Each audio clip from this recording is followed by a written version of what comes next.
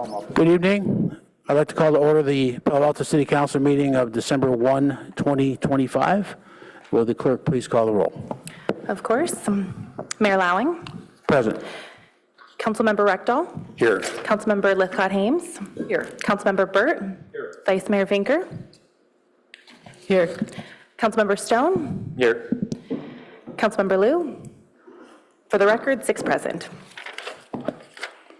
Thank you very much. Go to the city manager for any agenda changes or additions. Yes, thank you, Mayor. We actually do have one change on your agenda this evening. Item number 14, which is proposed ordinance regulating massage establishments. The staff work on that is continuing, so staff would like to pull that, and it will be re-agendized in January. Okay, thank you.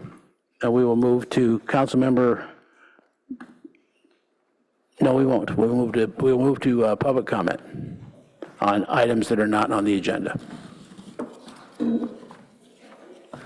We have 5 requests to speak. Okay, the normal 3 minutes.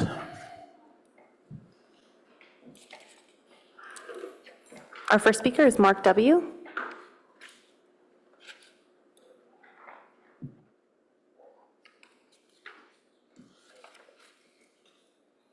Good evening, Council. Vice Mayor Meckner is going to know me. I've been giving public comment at the Bay Air Quality Management District for over a year now, and we decided to come out and talk to the jurisdictions from where the board members come from, so thank you. You guys have an awesome chamber. It's really nice here. I previously served on the AC Transit Board of Directors across the Bay for 12 years. Environmental justice is really important to me. My organization is the Environmental Justice League, and one of the reasons we're coming out is, one, the board makes decisions, of course, like any jurisdiction, and when boards are making these decisions, we want the boards to take into account that we make a decision that economic impact a decision might make. So, for example, I saw you guys have the utility rates, some of the things that the Air District is talking about potentially, and it's not necessarily a bad thing, banning gas appliances and replacing them with electric, but if you do that, that's, really going to impact someone's budget. I'm a little bit selfish in that I have gas appliances in my home in Oakland. I can only imagine with, everything's going on in the economy, what that would cost. So just when you're making decisions like that you take into account the economic impact. We definitely welcome changes like that, but if you do, maybe there's a rebate program, maybe there's money to help a lower income household deal with something like that. So just taking into account. Also, one of the issues that we've run into with the Air District, and I have to say the staff, there's been, including the Vice Mayor, been very responsive to when we have comments. When there's public meetings, I go to the Air District meetings, they're at 10 a.m.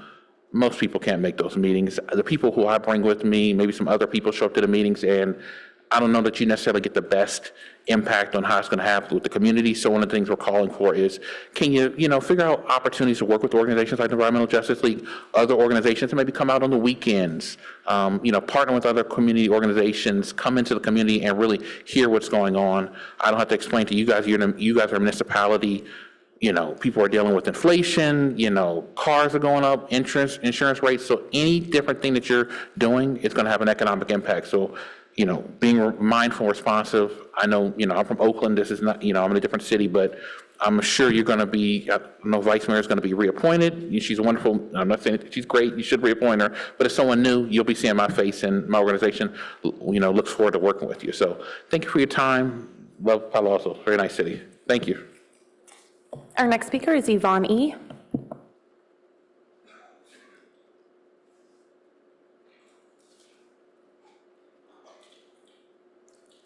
Hello, my name is Yvonne Ishman, and I am a member of the Environmental Justice League.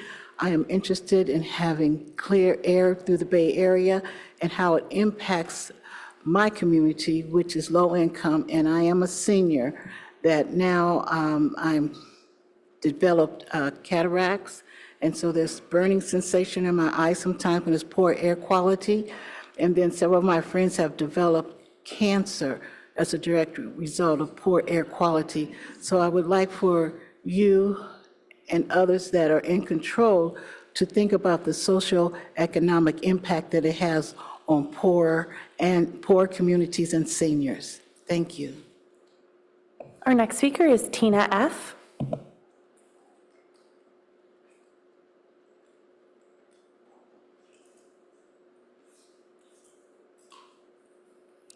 Thank you for serving the community. My name is Tina Flores. I'm with the Environmental Justice League, and I'm an instructor with in-home support care service in Alameda County. I teach caregivers how to be caregivers for their recipients. One of the things that has quadrupled is the chemical sensitivity to recipients. And what's happening with the recipients is that providers do not know how to approach the recipient because it has to be a 2-day preparation to go into someone with chemical sensitivity. Chemical sensitivity people are very prone to have triggers with perfume, with pesticides, with some of the chemicals in their laundry detergent. And it's just really horrific what happens to these people. They cannot breathe.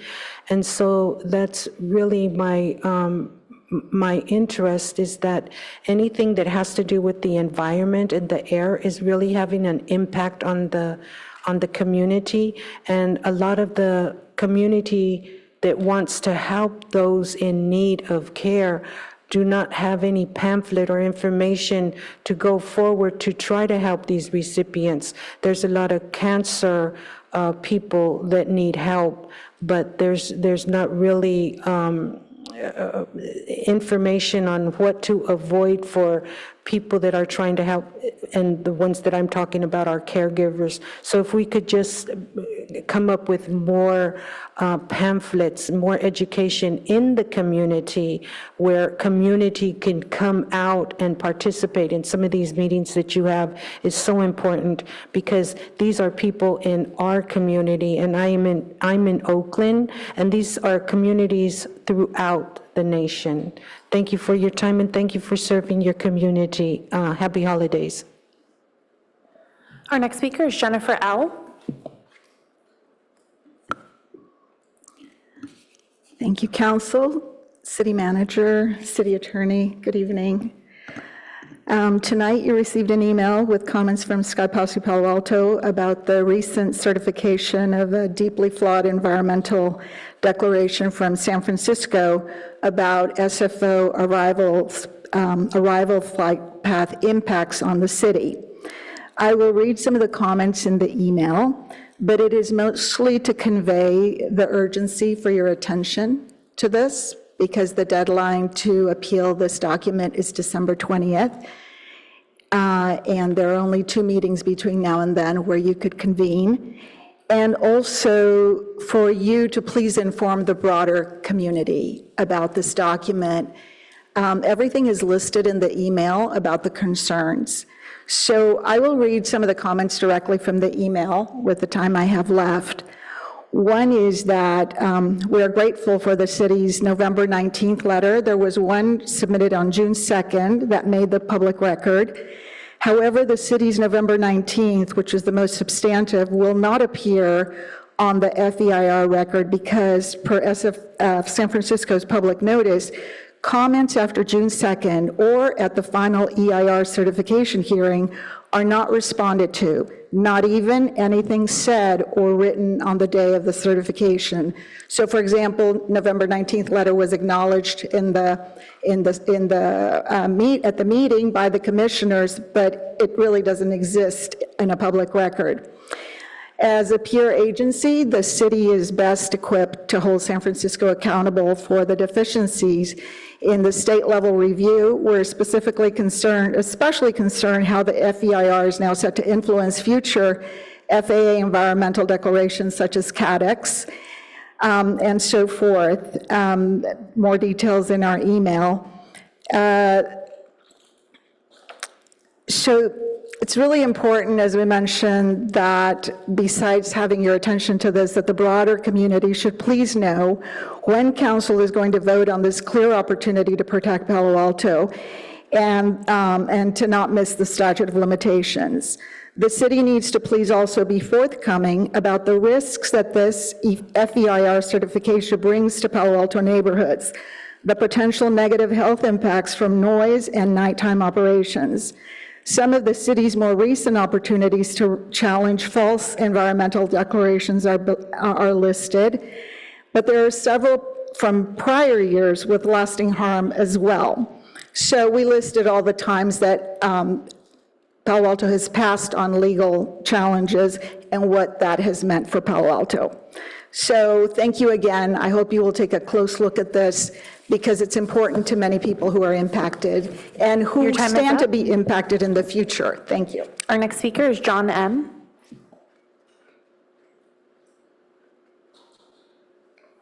Hello, I'm John Melnichuk. Thank you, Mr. Mayor and Council, for voting unanimously to support installation of quiet zones via quad gates. We are thrilled about it, and it's so rare that there's any group where an issue is supported unanimously. When I've spoken to our supervisor, Abikoga, her office, when I've spoken to Assemblymember Berman's office, when I've spoken to Senator Berman's office, everybody's enthusiastic and sending congratulations, not officially yet, but I'm hoping that letters will come for all of you, congratulating you on that important vote to support quiet zones via quad gates. And I know budget's an issue for us and everywhere in the state, at the city, in our neighborhoods. But I have every confidence that Palo Alto will pull it together, and I'm asking, please, that we be pragmatic as much as possible. Costs will go up as we wait. The issue that the other speaker just mentioned before us is a much more difficult long-term problem to solve. This issue in Palo Alto around quiet zones is totally within Palo Alto's authority to solve. And I'm hoping that I could ask you, please, to expedite the process to find the budget. Thank you so much. And that concludes public comment on items not on the agenda. Okay, thank you very much. And we will now shift to council member questions, comments, and announcements. I'm happy to kick that off with a discussion again of Second Harvest. A few weeks ago, I took a tour and I gave a recap after that. Just wanted to remind everyone that 1 in 6 residents depend on Second Harvest for food support, more than 500,000 people a month. They're a huge supplier of food to agencies here in Palo Alto. Downtown Food Closet, for example, where they help supply that, and that does about 100 people a day. And other organizations are Ronald McDonald House, Momentum for Mental Health, Litton Apartments, Life Moves Opportunity Center, La Comida, and Jewish Children Family Services, and Alta Housing. So in that regard, I would like to allocate $1,000 from the contingency fund as a donation to support their efforts in trying to help out in this difficult time for food insecurity. The Vice Mayor is required to help approve that. Well, I fully support your initiative here. I want to thank you for bringing this forward. This is a critical thing, especially at this time of budget cuts federally. And so I would second or support or whatever I need to do to make that allocation happen. Thank you, Mayor. Okay, and that needs approval of council. If anyone wants to discuss the amount up or down, that's okay, but I have $1,000 on the table. Is that all right with everyone? Okay, good to go, thanks. Any other council member comments? Vice Mayor Vinker? Yeah, just briefly, one thing. I just wanted to mention that the turf study ad hoc did meet before the holiday, and we will be meeting again next Tuesday. And we'll return to council with a recommendation likely at our first business meeting in January, on January 12th. And we've confirmed with staff that the timing works with respect to the El Camino decision for council to consider the ad hoc's recommendation at that time. Councilmember Lithcott-Hames? Thank you, Mr. Mayor. On the oversized vehicles ad hoc, on which I sit with the mayor and Councilmember Rekdal, I'm laughing because last week I mentioned the wrong council member, so I want to be sure to get that right. We continue to be very interested in potential partners coming forward to help us locate and land new safe parking sites. So whether it be faith communities or people who are commercial property owners, we are looking for more places where people can park their oversized vehicle in a manner that will serve their needs and also reduce the impacts that those vehicles have in the communities where they're currently parked. So please reach out. You can reach out to the city manager. You can reach out to me at julieforpaloalto.com. We invite people's creativity in solving a pretty difficult to solve situation. Thank you. Okay. Seeing no more, we will close that item and move on to our first agenda item of the evening, which is a study session, an update on feedback on City Council's priority implementation of neighborhood town halls.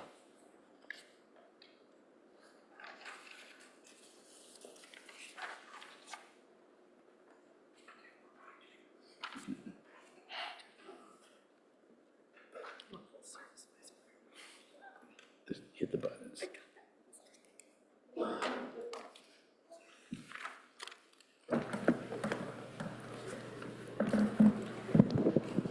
Good evening, everyone. Megan Horgan-Taylor, the city's Chief Communications Officer, and I'm here tonight to provide an update on our implementation of a series of 8 neighborhood town hall meetings.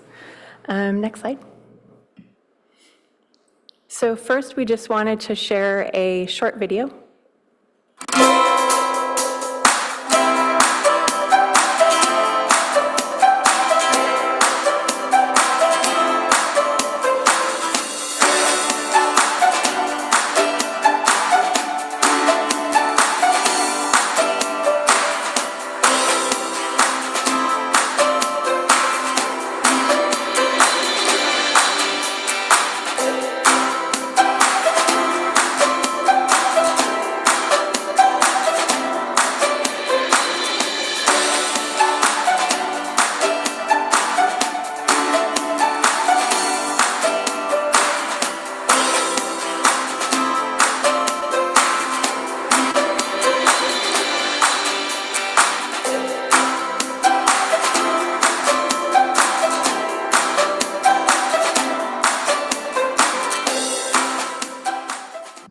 We may have to follow that with a quiz for who attended the most of those meetings, but I hope that brought back some memories, nice memories of our town halls.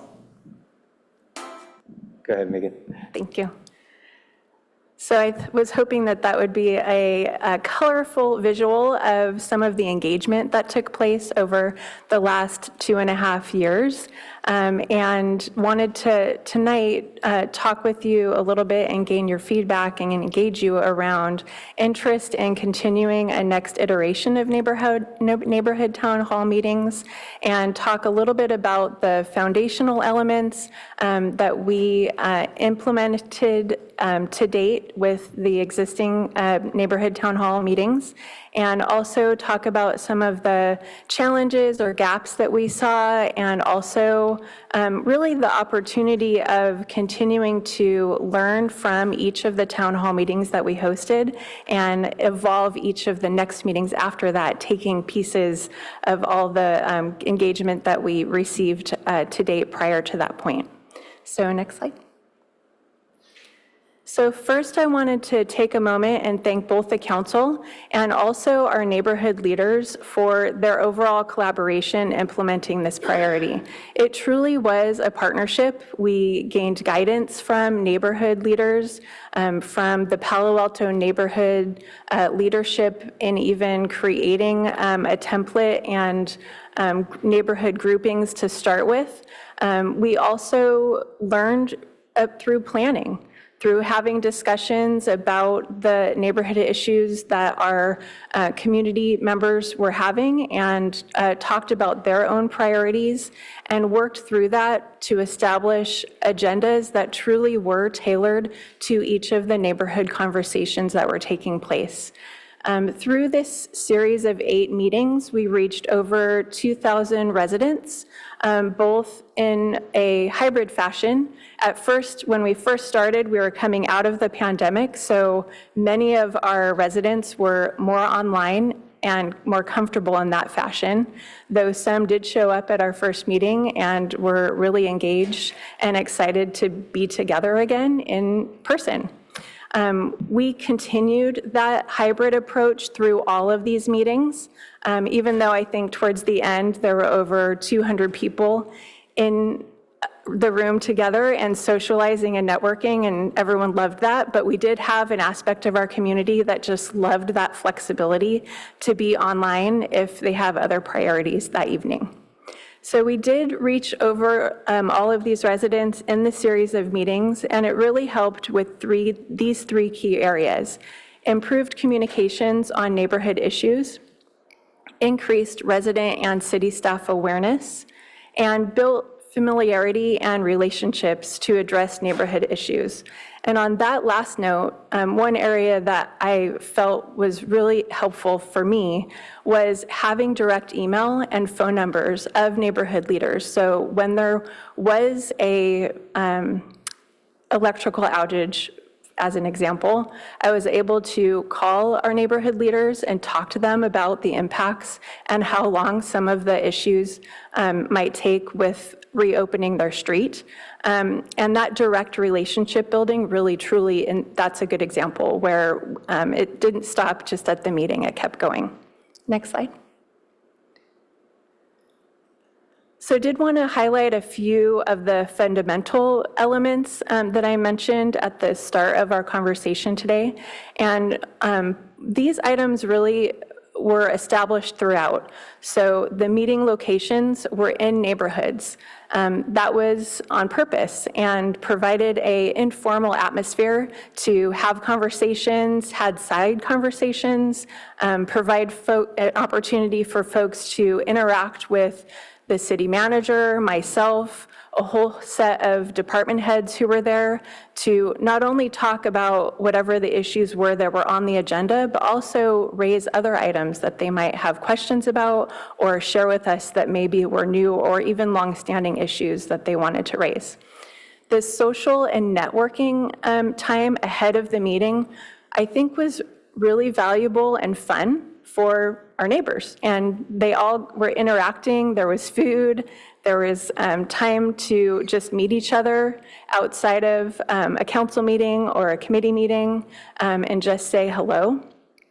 And I do feel the importance of council co-hosting in the collaboration and also planning the meetings was super valuable, both to ensure that residents understood the priority that you've placed on these series of meetings, but also the opportunity for the council to share areas that you felt or that you've heard of, maybe issues that were raised at the meetings, and that provided staff an opportunity to get ahead of some of those questions and be responsive in the meeting itself.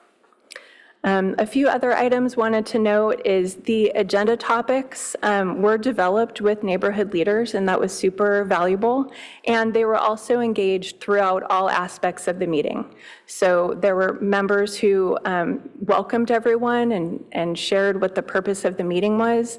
There were other volunteers that helped with roaming the mic around to answer questions. And also helped folks keep on task and move on to the next agenda topic. So that was super valuable. Other times there were neighborhood leaders who took notes and then shared those notes out afterwards with staff so that we could follow up with the action items that were discussed that night. The last couple items I wanted to note are around publicity and additional communication and constituent response. So through the series of these meetings, we built on the last around email follow-up of action items after each meeting. We also built on how to publicize the meetings. So for example, when we first started, we did not mail postcards. We just worked with the neighborhood leaders at the time. They put out their own signage boards in the community, and we had printed off flyers for them. go all the way through to the 8th meeting. We were mailing postcards in advance to all residents within the neighborhood groupings.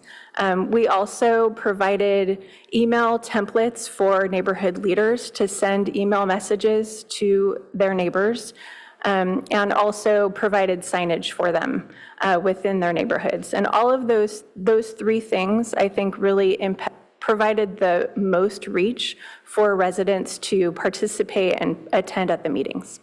Next slide. Last here is areas for further development and exploration. One of those is possibly refining the neighborhood groupings. Those initially were created with the mayor and vice mayor at that time, as well as Palo Alto neighborhood leadership. And since that time and going through this series of meetings, there may be other opportunities to change those groupings around slightly. In addition, this map that you see on the screen was established several years ago. It's a really great tool, though it doesn't have boundaries by streets. So it's a very high-level view of the neighborhood associations, and there's opportunities to create a map that uses physical streets and other natural boundaries, and also provide an opportunity for a resident to look up their address and then know which neighborhood they're in. Additionally, meeting publicity could also be explored further, including some potential lawn signs that would be easier for both residents and also staff to put in place.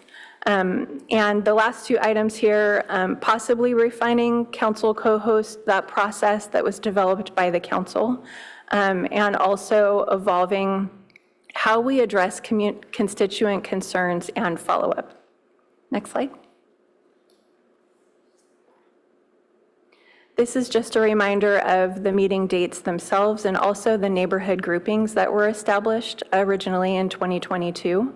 As you can see, we did try to group them by area that potentially would have similar neighborhood issues to each other, helpful in our agenda planning and making sure that residents who come to the meetings were there to talk about similar issues that they may be faced with.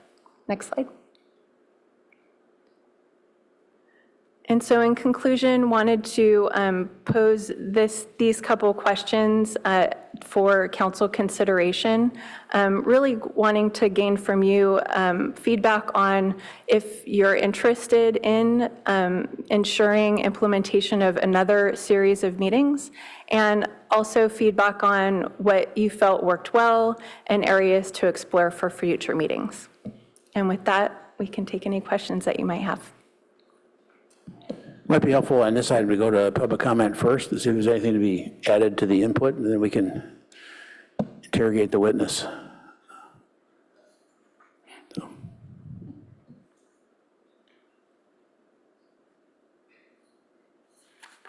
We have one request to speak, Jennifer L. Okay. 3 minutes.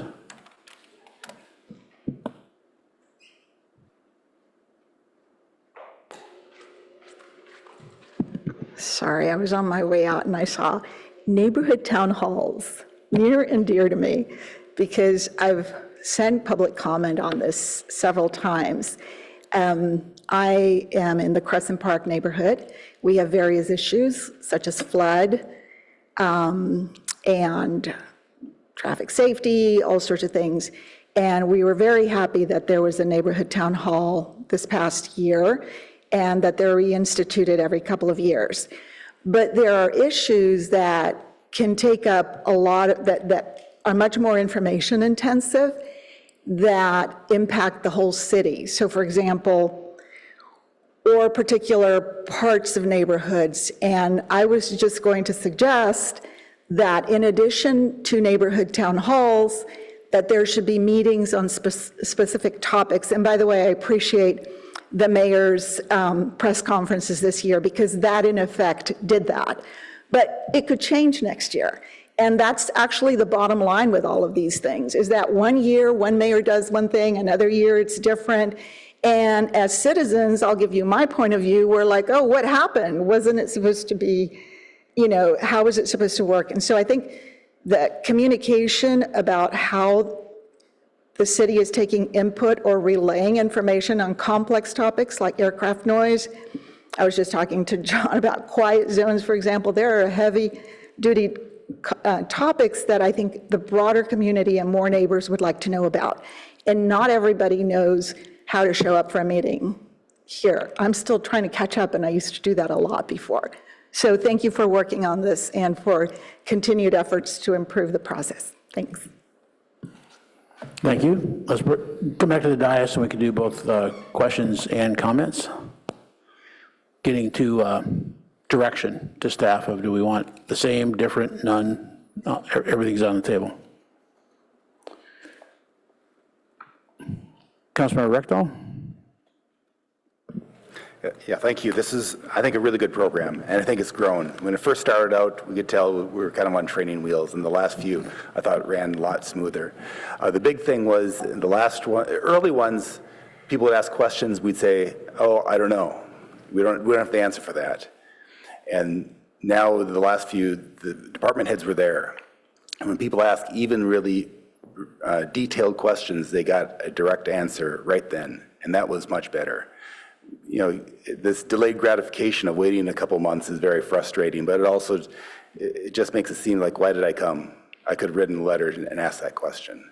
And so having that discussion with the department heads, I thought was a really important thing. I think we have to prioritize that, because I thought that was very useful. Before I was on council, I went door to door and handed out flyers. And I think mailing postcards saves a lot of labor, but there was some value for people going door to door, because I know some of my neighbors would not have come if they had seen a postcard. But they had so many questions, like, what is this for, and what's the purpose for it? And when I explained what was going on, they were very interested, and they ended up coming. And so I think we should do both, do the postcards, but also try to reach out to Pan and have the people go door to door. And covering a whole neighborhood is hard, but if you can break it up or even just do your immediate neighbors, I think that is a lot more effective. We get so much mail that we just kind of throw away. So even though postcards, I think, are good, I think we really do want to encourage the neighbors to go door to door, talk to the neighbors in person. The grouping of neighborhoods, especially at the very beginning, we had like 10 neighborhoods at the Green Meadow one, and that was, I think we could have trimmed it down. And so regrouping that might be a better thing. What about time of day? The couple of them I haven't been able to go to because they were early evenings, and I wasn't able to get off work in time. But yet, if we move it to the weekends, that's problematic too. And so have we done any outreach asking people, what's the best time of day, what's the best day to have these? Do you have any feedback about that? Thank you for the question. Yes, we did, as part of the planning process, we asked the neighborhood leaders, actually, time of day, weekend, weeknight, and so it was mixed depending on the different neighborhoods' interests. And to your point, it's difficult either way to get everybody in the room. Yeah. Yeah. I think what you're doing now seems to be working okay, but it's not perfect. Zoom option, I think, also very good, especially people who have kids. They can stay at home with the kids and still watch it. So I think I would want to keep that up. I thought that was a good. Okay, that's all. Thank you. Vice Mayor? Oh, sorry. Councilmember Stone?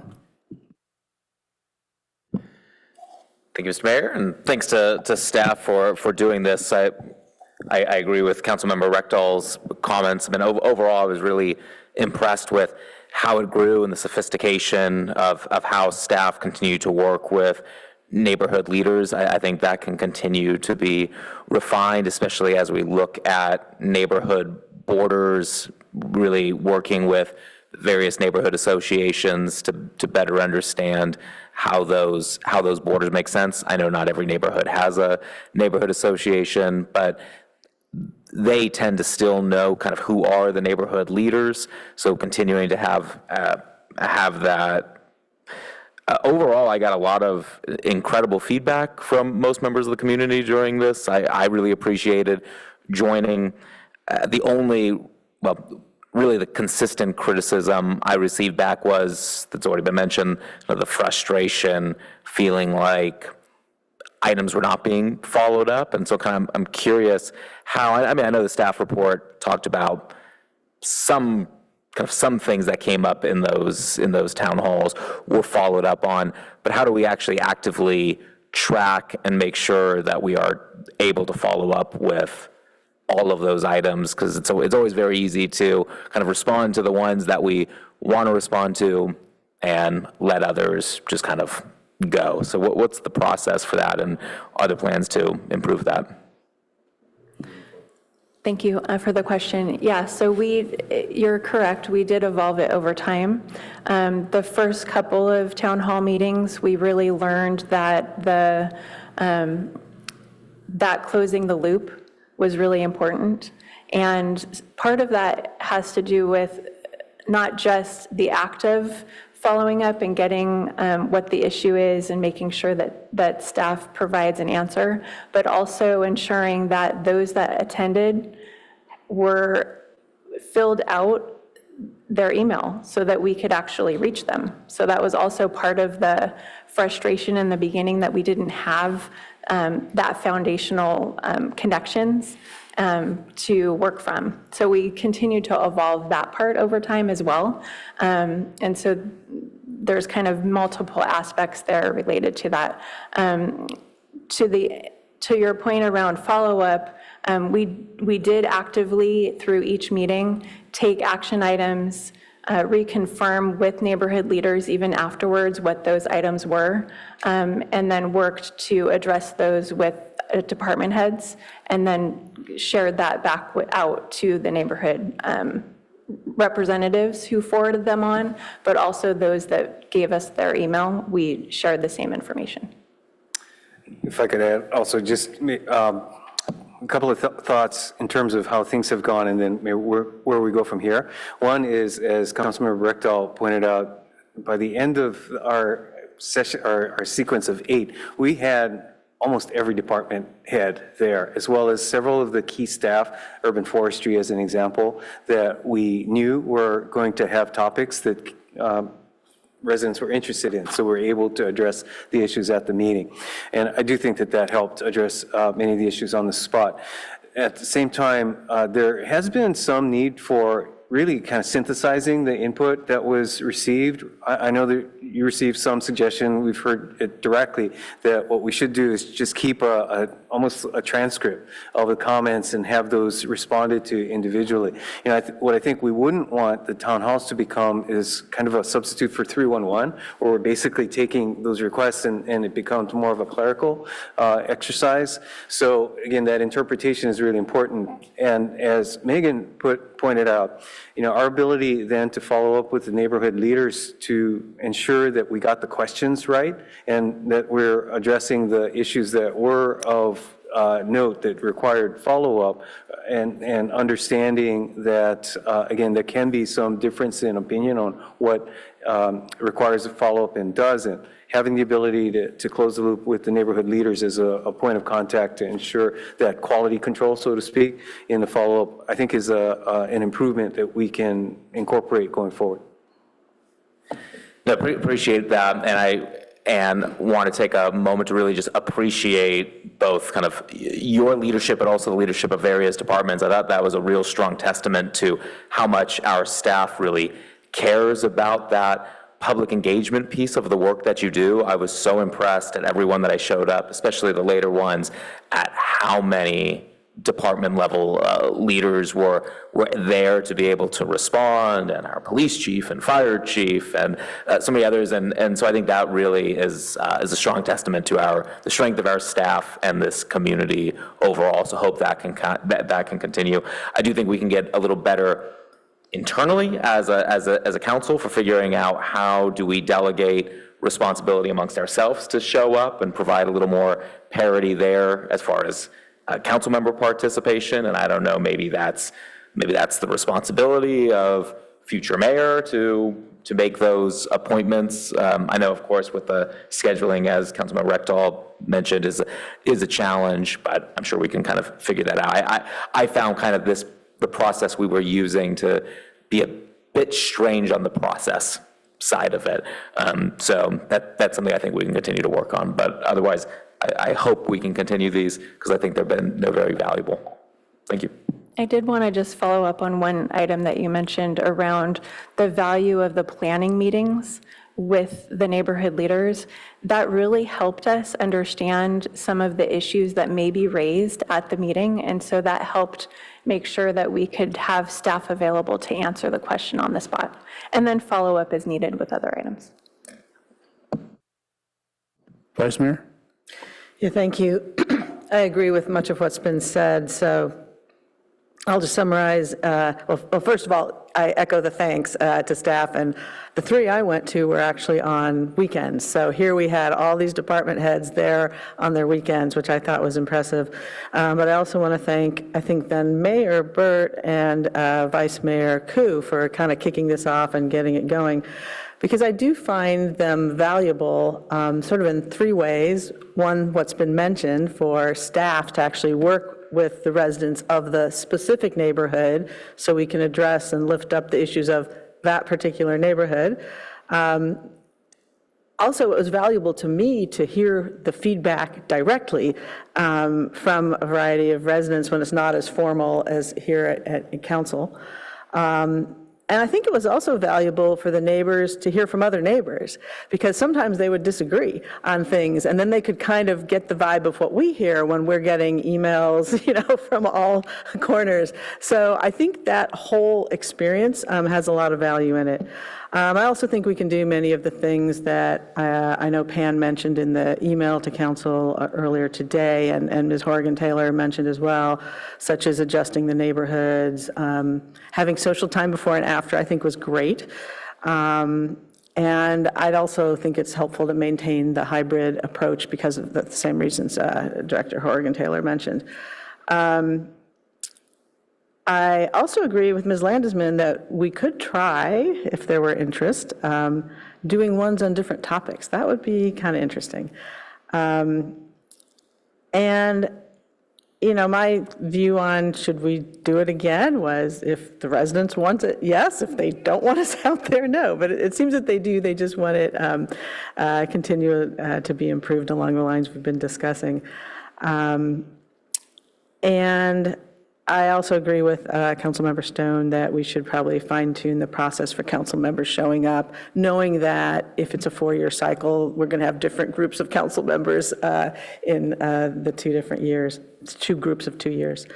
But I do have one question, which is, do we know, do other cities do this where they go out in neighborhoods? Because I'm not aware of other cities doing this kind of thing.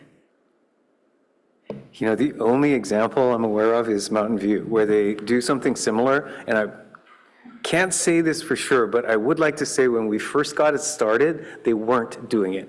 And so it may be, who knows, chicken and egg, which came first. Got it, okay. But it's not like a classic, typical, we're kind of inventing things a little bit here. I do think we're embedding it a little bit unique to Palo Alto. In Redwood City, when I was there, they did something similar where the mayor and vice mayor would, and they would rotate into different neighborhoods and host meetings in the neighborhoods to do similar engagement from that standpoint. Yeah. Okay, well, that's good to know. I think it is good, though, to involve all 7 council members. So, all right, thank you. Yeah, I had a few things. Thanks particularly to the vice mayor for pointing out that sometimes the neighbors disagreed. That was an observation that I made, but I didn't put in my notes. So that's a good add because it does show that there's multiple sides to every issue, and 7 of us have to sort out by some sort of vote which way to go on some of these things. I substantially agree with most everything that's been said. I think a couple of questions for folks is, are you feeling like the staff assignments, matchups are the right amount?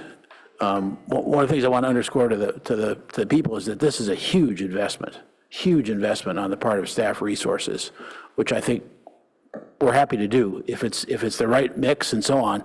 On the other hand, it's kind of like when you're at an event and there's 15 squad cars, you say, is anybody else any cop anywhere else. I mean, I feel safe here, but, so it's just a huge investment. Are you feeling like that's about right? Or you could scale it down a little bit, or just how are you feeling about that? From a staff perspective, I think that we've got a good equilibrium. As you pointed out, it is a significant investment of time, both on the preparation as well as the event itself. But to your point, all of your points, that if it's beneficial and positively received by residents, we're happy to do it. Okay.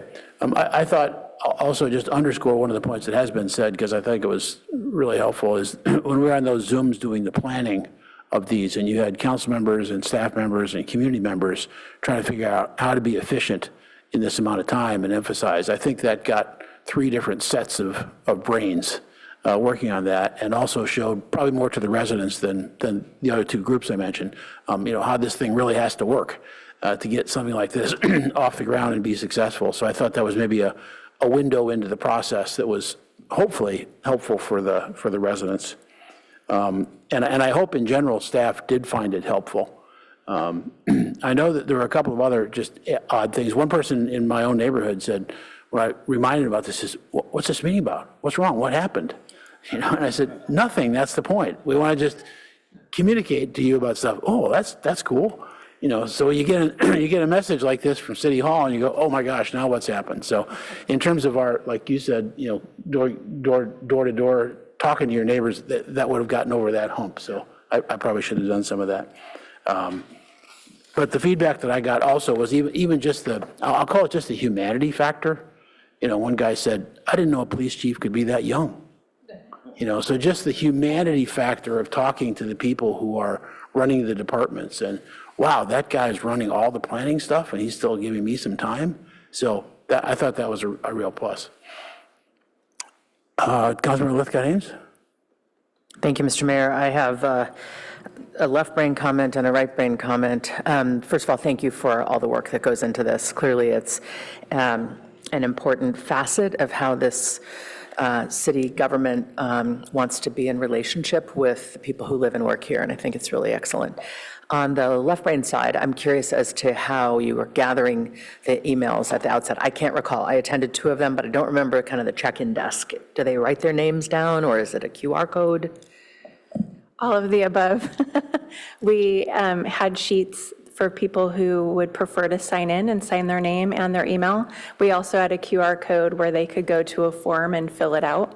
And if they didn't want to do either, we would take their email and write it down for them.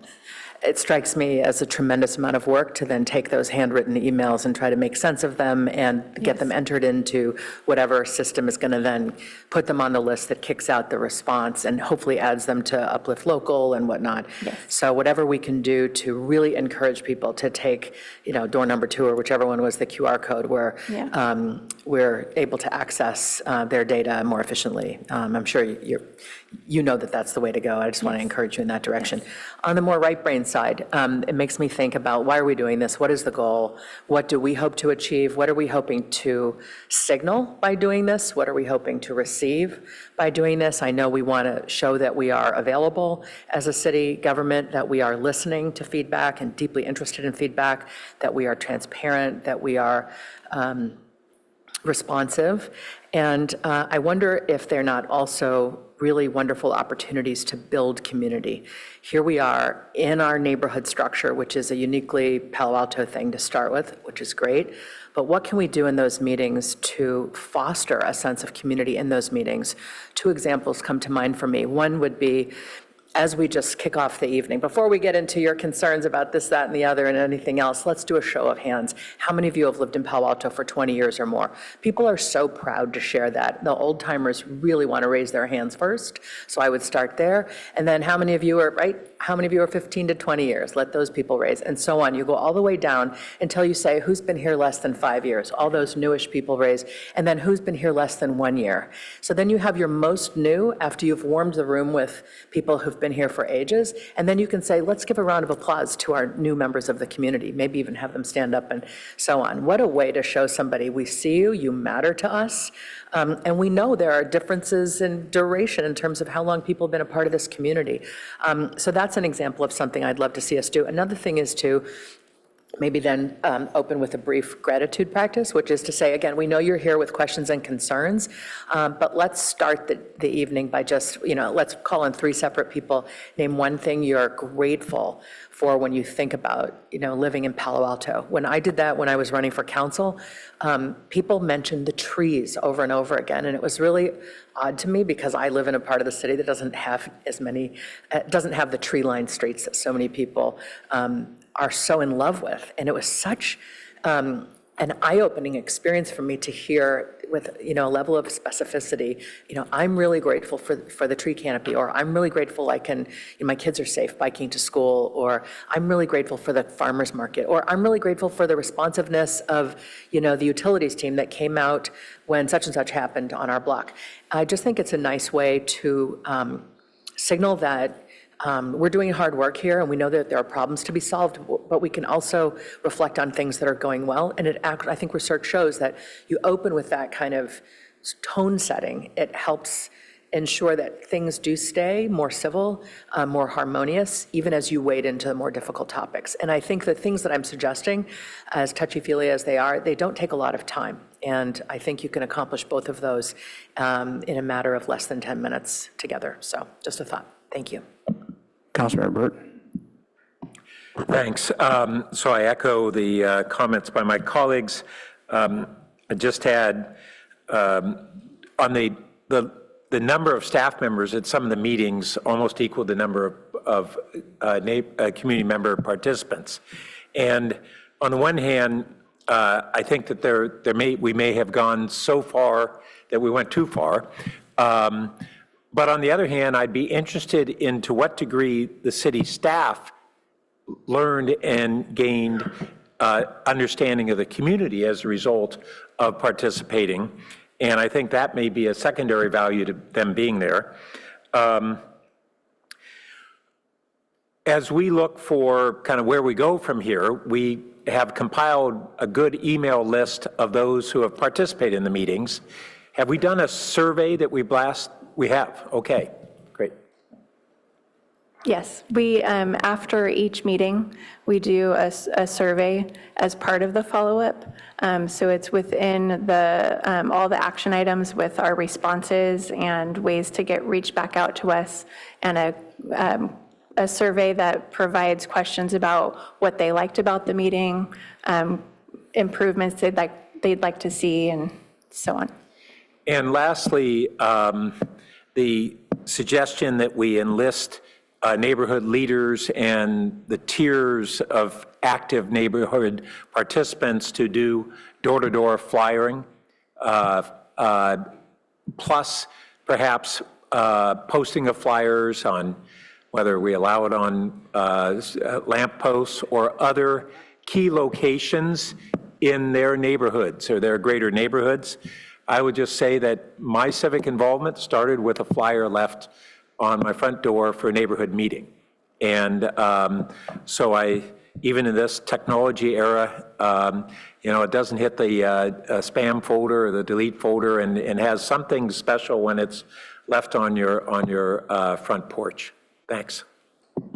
Yeah, just to follow up on that, we created flyers and most of the time printed a couple thousand for the neighborhood leaders, and they would recruit other neighbors to go door to door. So that was definitely an aspect of the publicity and outreach. And community building, because they were finding friends to go knock on doors with. Okay, is that good direction for you in terms of? We'll take that as a green light to proceed, and we'll work with you on the restart of our new cycle. Great.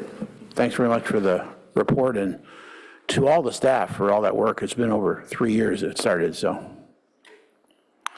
Okay, our next item is the affectionately known as the BPTP, the Bike and Pedestrian Transportation Plan. This is a study session draft plan of a city presentation. Thank you.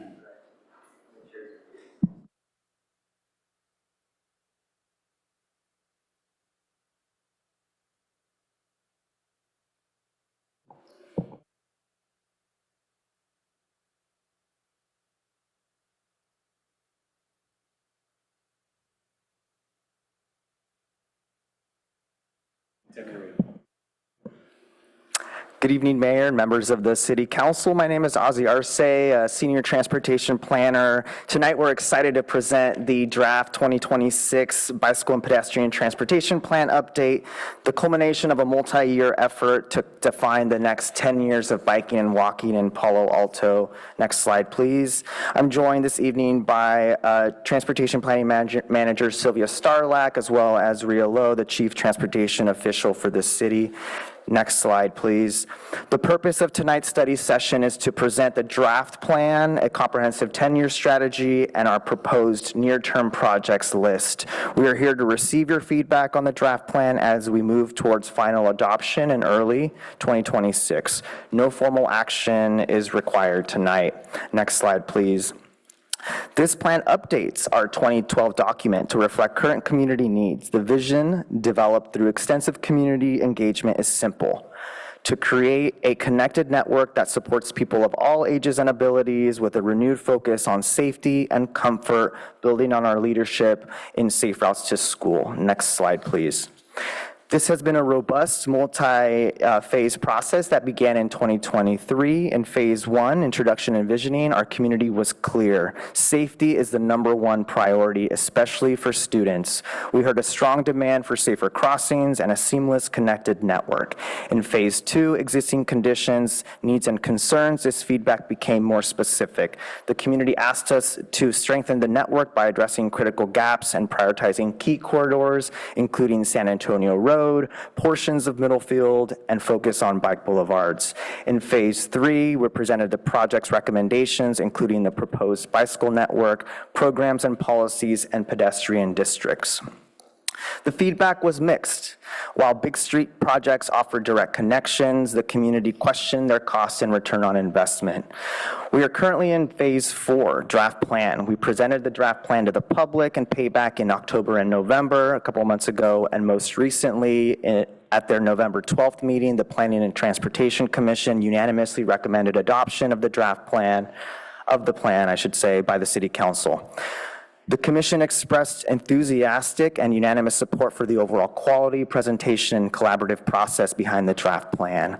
Consensus was strong, supporting the plan's focus on low-stress residential streets, our bike boulevards, adopting a 20-mile-an-hour speed limit on bike boulevards, and prioritizing El Camino Way Safe Routes to School project with special consideration for parking impacts to adjacent businesses and the potential to use James Road to offset impacts. More on what we heard of the draft plan in a future slide, but here where we are now is bringing this draft plan to council for review before final adoption by the City Council in early 2026. Next slide. This brings us to the draft 2026 BPTP update, which was released to the public on October 3rd with an open comment period through November 14th. Next slide, please. The plan is a comprehensive document, but its core recommendations are found in the recommendations chapter, which details the 2026 bicycle network, the pedestrian districts, and the near-term projects that will guide our work for the next 10 years. Next slide, please. We didn't just write the plan, we built it with the community over the past couple of years. This slide highlights exactly how the feedback shaped the draft. You'll see we shifted focus away from big streets and towards high comfort, low stress facilities, prioritizing Cowper and deprioritizing Middlefield, and integrated specific requests for California Avenue and San Antonio Road. Specifically for the City Council on June 2nd, they directed staff to again focus on these low-stress residential streets, low-cost, high-impact improvements, prioritizing bike boulevards and the recommended bicycle network. Council directed staff to avoid these major corridor-wide investments along arterials except where there is no parallel alternative, such as San Antonio Road, and to consider options for both the car-free street portion of California Avenue and adjacent Cambridge Avenue. Next slide, please. To build on the strengths of the existing bicycle network, the draft plan includes the recommended bikeway network structured around these 2 tiers. The complete vision, which includes our entire vision for the city. This is not a guarantee, it's just a wish list. And then the low-stress bicycle network. Next slide, please. The low-stress network is the foundation for our citywide connectivity and our focus for the near-term implementation. It's built from the complete vision, but prioritizes the projects that create a safe and comfortable network, primarily using our bike boulevards to rapidly expand access with minimal disruption and promote broad community support. This approach prioritizes calm residential routes that are already preferred by many community members rather than rely on separated bikeways on busy arterials. Through public engagement, bicycle boulevards were identified as the most comfortable and familiar type of bikeway. They're our flagship for our city. Many of you all know the local favored ones, Bike Boulevard, Park Bike Boulevard. Note, the low-stress network does include some separated bikeway projects along small portions of large arterials, but it's done to connect between two high-comfort, low-stress facilities on either side. Next slide, please. The near-term projects list is our 10-year action plan. Like I mentioned, it's a subset of the low-stress network refined by our prioritization framework and public feedback. This list contains 44 high-impact projects that includes the 16 bicycle projects, 23 crossing projects, and other key studies. Attachment B and C is a map and table of the near-term projects in your packet. Next slide, please. For walking, the draft plan includes pedestrian districts, zones like downtown, midtown, and as a result of community feedback, the newly added San Antonio Road area. In these pedestrian districts, we will focus investments on crossings, lighting, and amenities to further create walkable, vibrant community centers. Now, next slide, please. I know there's a lot of text on here. I won't read through it, but since releasing the draft plan, we received significant feedback during the public comment period. The community expressed strong support for the low stress focus and a 20-mile-an-hour speed limit on bike boulevards. We heard the same at the Planning and Transportation Commission, like I mentioned earlier. We're hearing strong support for prioritizing San Antonio Road before the newly anticipated housing arrives as a result of the housing element and the area plan. And we've heard a clear desire to add the Park, McLean, Wilkie, Miller to Mountain View section as part of the Park Boulevard project. This feedback aligns perfectly with the plan's focus on low-stress facilities, and we believe this input can be incorporated as we move towards final plan implementation. Next slide, please. Based on that recent feedback and the Planning and Transportation Commission's unanimous recommendation for approval, staff is proposing these 4 specific changes to the draft plan shown on this screen, and we are requesting council's feedback tonight on these items as well.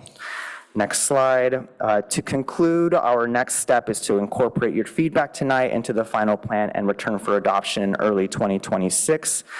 We have additional slides regarding the prioritization framework, the near-term projects table, and detailed feedback summaries if you have questions on those topics, and happy to elaborate on any of the slides shown tonight.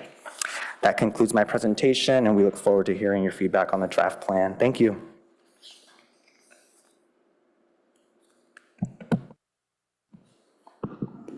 Thanks very much. Do we have any initial questions from the dais, or should we go to public comment? Okay, let's go to public comment.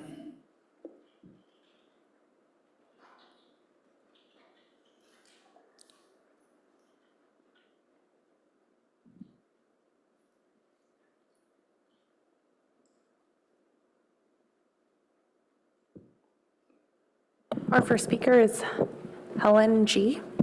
Okay, wait a second, let's get the timing here. Is there one for 5? Thank you. Yes, apologies. We have one group of 5 and 4 individuals. Okay, so let's do 8 and 3. 8 minutes for the group and 3 for the others. Is that sufficient for you? Okay, great.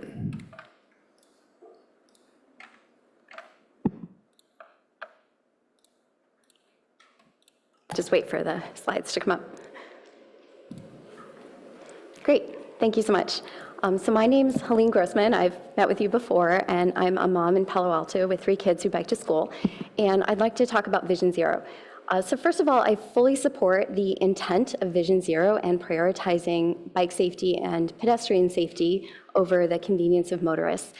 But I do have some concerns based on my past experience working with the Transportation Department of things we should consider before we approve and move forward with big new infrastructure plans, such as making sure that we're following MUTCD standards, making sure that we have transparent, clear, accountable project plans, and also being responsive and accountable to residents as we move forward.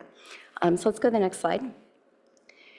So I'll be talking through some of the issues that I've brought to you in the past, and so I'm sure they're all familiar. The first one here is the Ross Road Roundabout, which was a past big infrastructure project that the city did.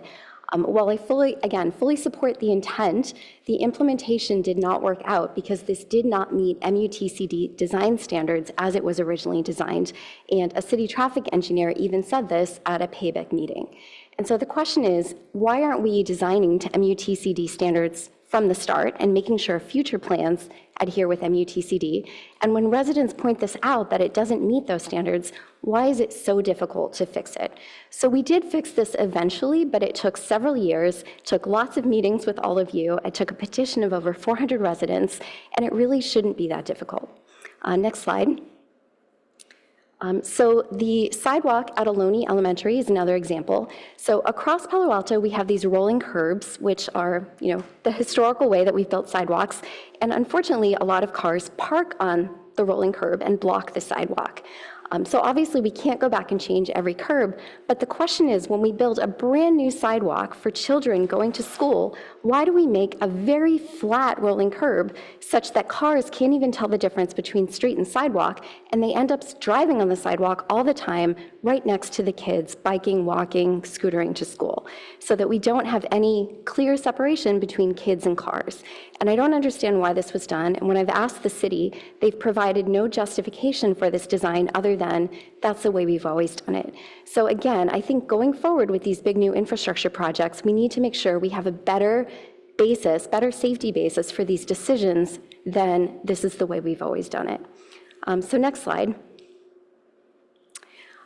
So here's an example, Greer and Thomas, which I've talked to you about a lot, of one that really perplexes me of why we just can't fix this. So I've mentioned before that this is an intersection on Greer, which is the major road with 10 times the traffic of the cross street, where for some inexplicable reason, we've decided to give priority to vehicles coming out of a cul-de-sac over either cars or bikes that are going on the safe route to school.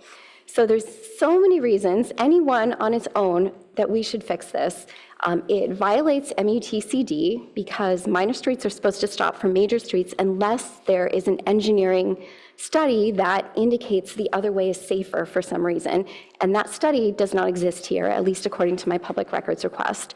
The sight lines are non-compliant. It's a safe route to school, so we should be prioritizing safety of kids going to school. We just heard earlier that safety is the biggest priority, especially for students, but we're not prioritizing the student cyclists here. We've had a member of our community who is already traumatically injured here and wound up in the ICU because of this poor design and sightlines, but we're still not fixing it. It increases liability for the city. By having a non-compliant intersection, we give up our design immunity. And again, the city has given me no justification for why this unusual design is safer. So we need to do better here and at least give some sort of engineering justification if we're going to go against the standard MUTCD principles. So again, it really confuses me why we're prioritizing motorists coming out of a cul-de-sac over the safety of kids biking to school. Next slide. And how much time do I have left here?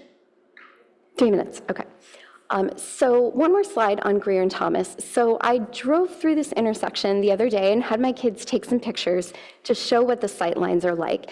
And the challenge here is due to the curvature of the road and the tall hedges, you can't even see what's coming. And you can't yield to traffic that's not stopping if you can't actually see that traffic. So you can see the picture of my car where I stopped at the point where I actually could see the traffic coming. And in both cases, I needed to go a full 2 car lengths past the stop sign before I could actually see the cross traffic, 2 car lengths. So I'm basically sitting in the middle of this intersection at the point when I can see the traffic that's coming. So you can see why that's incredibly unsafe, that you can't yield to traffic that you can't even see. So next slide. So the next example here, again, we've talked about it, is daylighting, and council's given direction on a number of previous occasions that we should move forward with daylighting in Palo Alto. But we're not. So according to my last public records request, and I just submitted another and I'm waiting on the results, as of the last one, we have painted 0 curbs red. We didn't have any project plans or timelines to share. We've had 0 warnings and 0 tickets. Now, hopefully that's changed since my last public records request, but we'll see. So one example that I was in touch with council about is I filed just one 311 ticket, and the picture's here, to paint a small stretch of curb red at the crosswalk leading to my child's school. And you can see how the car is parked there, blocking visibility. It was a simple request, but it took 3 months, 7 escalations just to get an answer. The city manager responded to me and said I would get a response. And then 3 more weeks and 3 more escalations later, I finally got an answer back. And the answer is no action will be taken. We will not prioritize curbs on the basis of citizen feedback. So I wrote back and said, okay, well, what is the timeline for painting the curbs red near schools? No answer. Wrote again, no answer. Filed a public records request, and the answer was there is no timeline. So next slide. So other cities are leading the way. So San Francisco has daylighted more than 900 intersections with plans to daylight every single intersection in the city by end of 2026. Caltrans has made huge improvements on El Camino. Mountain View is using quick build tools, and we're just stalling in Palo Alto. We can do better than this. So next slide. So here's all the requests on 311 that I filed in the last 3 years or so. And you can see here that not only has the city not taken action on a single one of my requests, except the one where I had petitions and escalations, but for most of these requests, I didn't even get a response until 3+ months and many escalations later. So I have to escalate and wait for months just to get a no answer coming back to me. Again, Mountain View is doing better. When I filed one request in Mountain View, I got an answer within a week, and the issue was fixed in a month with 0 escalations needed. So it's possible. So next slide. So I really appreciate the intent here, and I am extremely supportive of Vision Zero, but we need better systems to make this work. So things that are missing. Number 1, we need to make sure we're complying with MUTCD state standards. Number 2, we need accountability, project plans, and timelines so that the public can see when things are going to happen. And 3, we need responsiveness. We shouldn't have to get council involved with every 311 ticket. So I hope the council can think about those things before we move forward with these new projects. Thank you. Our next speaker is Penny E.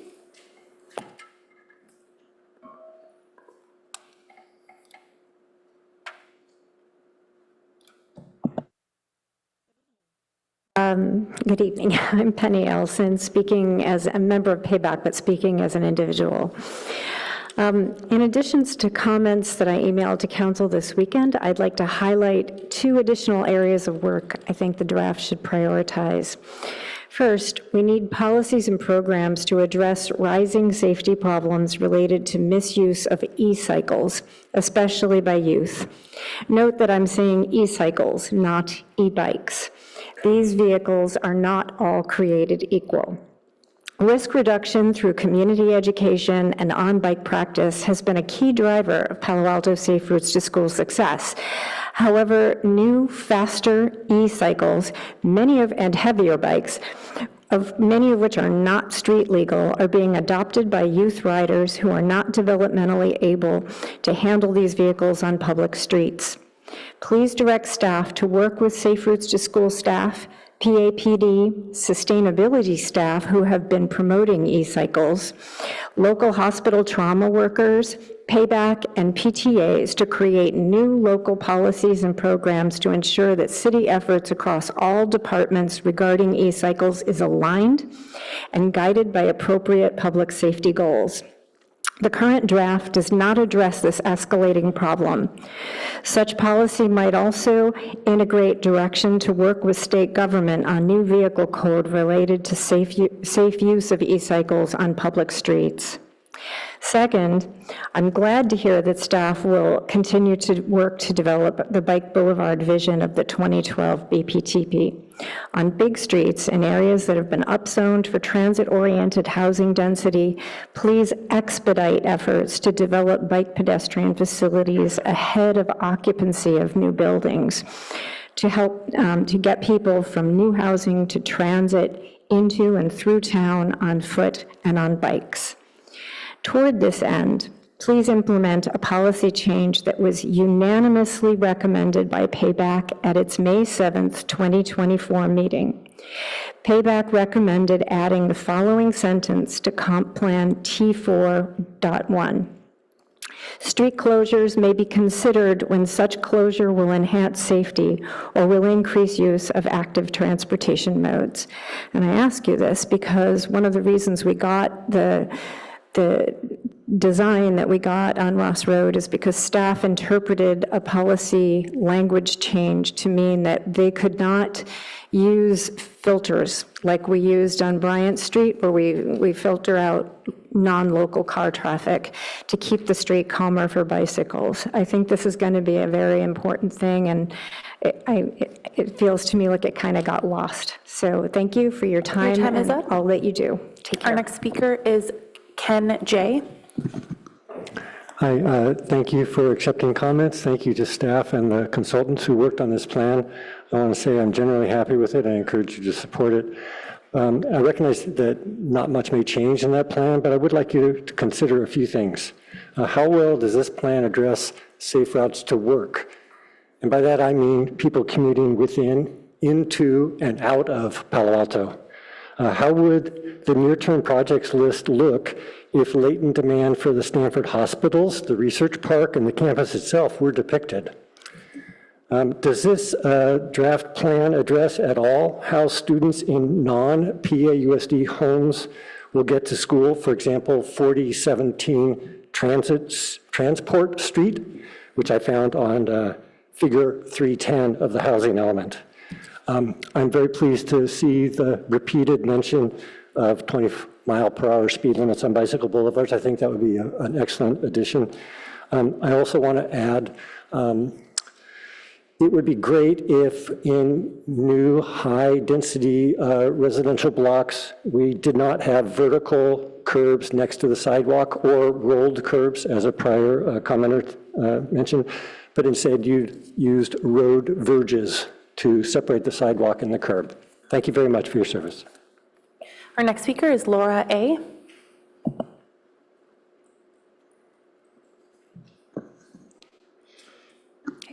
Good evening, council members. My name is Lara Anthony. I'm a resident and parent of 2 children in Palo Alto schools. I'm also the PTA Council Chair for Safe Routes to School, but this evening I'm speaking as an individual.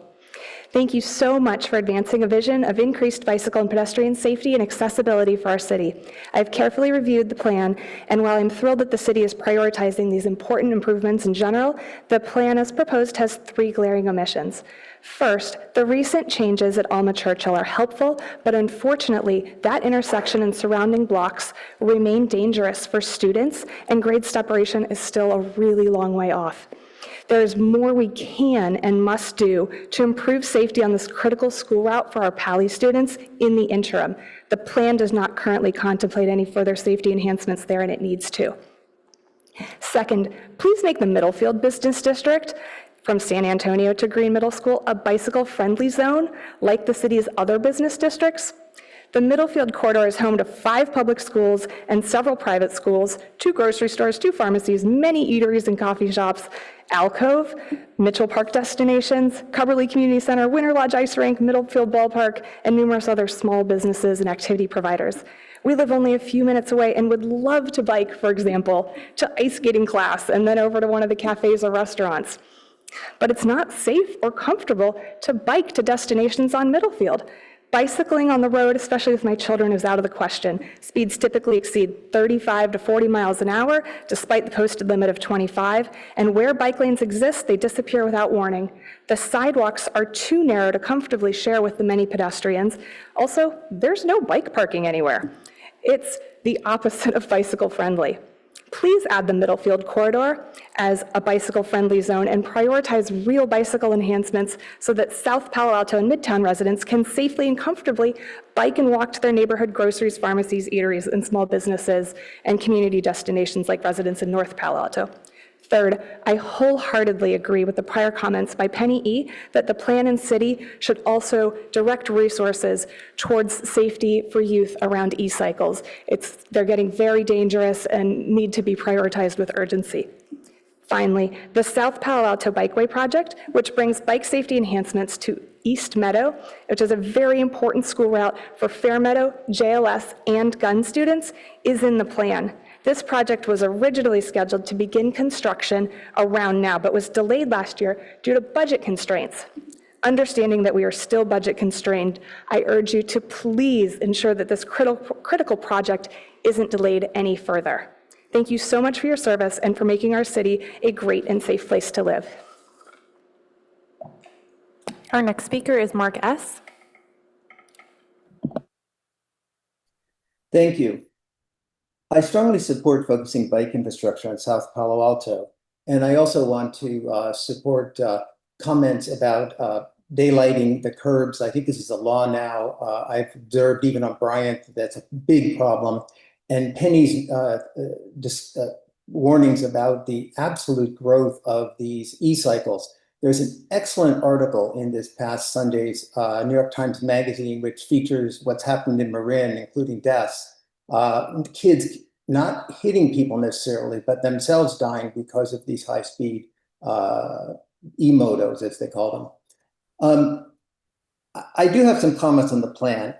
I personally love Bryant and Calper, but past East Meadow, this path enters the twilight zone.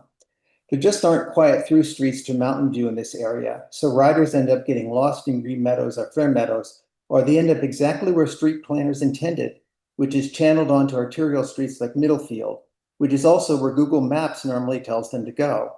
This isn't what riders want, it's how the streets are laid out. Big streets is an easy pejorative to oppose any bike safety improvements of Middlefield. But if you look at street maps, avoiding the last several blocks of Middlefield before San Antonio is hard. Many of these riders are people just trying to get work on time, or as members themselves have relayed, students. I just don't think the city has enough quiet street real estate or tools to draw riders off this part of Middlefield. And I think even more riders will end up as the last section of Middlefield, on this last section of Middlefield as improvements on San Antonio take place. I also question speed bumps on Bryant, which the Federal Highway Administration views as a risk to cyclists unless they include a separated bike path, bypass. Speed bumps bring cars and riders into close physical proximity and cause unsafe hurry-up passing behavior. And I don't think shunting bike traffic from California to College is a good idea. College now has a lot of vehicle traffic, with California being closed in so many parking lots. It's a narrow street where it's super easy to get car doored. In addition to the fact that streets near any restaurant district are high alcohol areas. In theory, it moves bikes away from pedestrians and diners in California, but at what risk for serious accidents? I think well-delineated bike lanes in California with reasonable speed limits, 15 is normal, 8 is unstable, and walking bikes during events are a much better solution and much cheaper.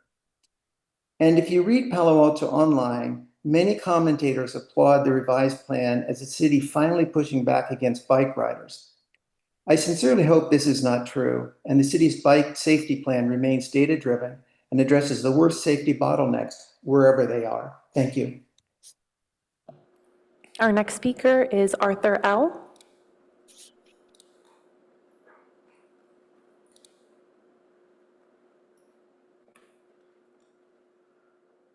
Good evening, council members. My name is Arthur Lieberman. I have just 3 points. My first point is directed primarily at Council Member Pat Burt, who is often mused about how cyclists from South Palo Alto might access the research park. He probably knows of the bike path that is part of the construction of the former Fry property. It will run from Park Boulevard to Portage. It should be open at the end of the year, according to planner Claire Raybold of the Planning Department. So if a bike ped tunnel under the tracks at El Dorado is built, which you will talk about later this evening, cyclists from South Palo Alto can get to the research park by riding on this path along the former Fry property to Portage, and then crossing El Camino on the signalized intersection onto Hanson Way. Thus, there is no need for the Chamales spur that he has talked about to the ballpark path. My second point is that bicycle boulevards, fortunately, are the core of the low-stress bicycle network. They are along calm residential routes. My point is that they should have top-class pavement in order to make riding on them pleasant and safe. See the note on page 23 PDF, I think, of page 24, under feedback received on the draft plan. Finally, I am a member of Payback, speaking tonight only for myself. As noted in the draft report, Payback has requested establishing a formal direct communication channel to the PTC and to the City Council. The plan also suggests some changes for Payback's membership. I look forward to hearing your comments on this topic. I want to thank Ozzie Arce from the transportation staff. He has shepherded this transportation plan update for a couple of years. He has provided Payback with opportunities to discuss and review the BPTP update during its preparation, and he has listened to the feedback. Thank you very much. Our next speaker is Alan W.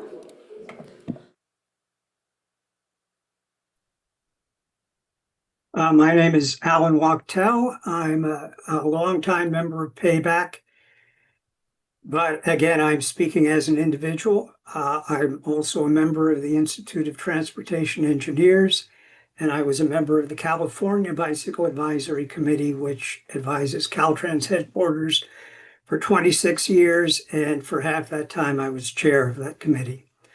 I've submitted comments in writing, but I'm going to summarize them here for emphasis. I have two principal points. This is generally an excellent plan, but there is definite room for improvement. In particular, the proposals for bicycle infrastructure are limited almost exclusively to designated bikeways. But under even the most optimistic scenario, the Complete Vision Network, only about half the city's roads would be bikeways. Cyclists will always have a significant need to travel on the remaining streets because their origins and destinations often don't lie on those bikeways. And in fact, Comprehensive Plan Policy T-3.5 states when constructing or modifying roadways, plan for use of the roadway by all users. So I would like to see this draft discuss give much more guidance about how to implement that policy. What are the design features that need to be incorporated in roadways, and how would they be carried out? More detail is in my written comments. My other issue is that this draft uncritically recommends a number of Class 4 separated bikeways, which are often referred to as protected bike lanes, although I would dispute that description. And in fact, these so-called separated bikeways actually create much greater conflicts at turning and crossing points, that is, driveways and intersections, than conventional bikeways, because they require through bikes to pass right turning traffic on the right, which if you were driving, you would call being cut off. Now, I have discussed this at great length in papers that were presented to Payback and also attached to my written comment to the council. I don't expect the council to decide these technical issues themselves, but I would like you to ask for a thorough, written, and impartial response from staff to be delivered at a future date, but in a timely fashion that would enable appropriate changes in the draft plan. Thank you very much. And that concludes public comment on study session item 2. Great, thank you very much. We've gotten a lot of public comment on this in addition to what staff got, and happy to have sort of these comments again tonight as we look at this draft. We're going to bring this back to council and see what kind of comments they would like to make at this point, including questions of staff.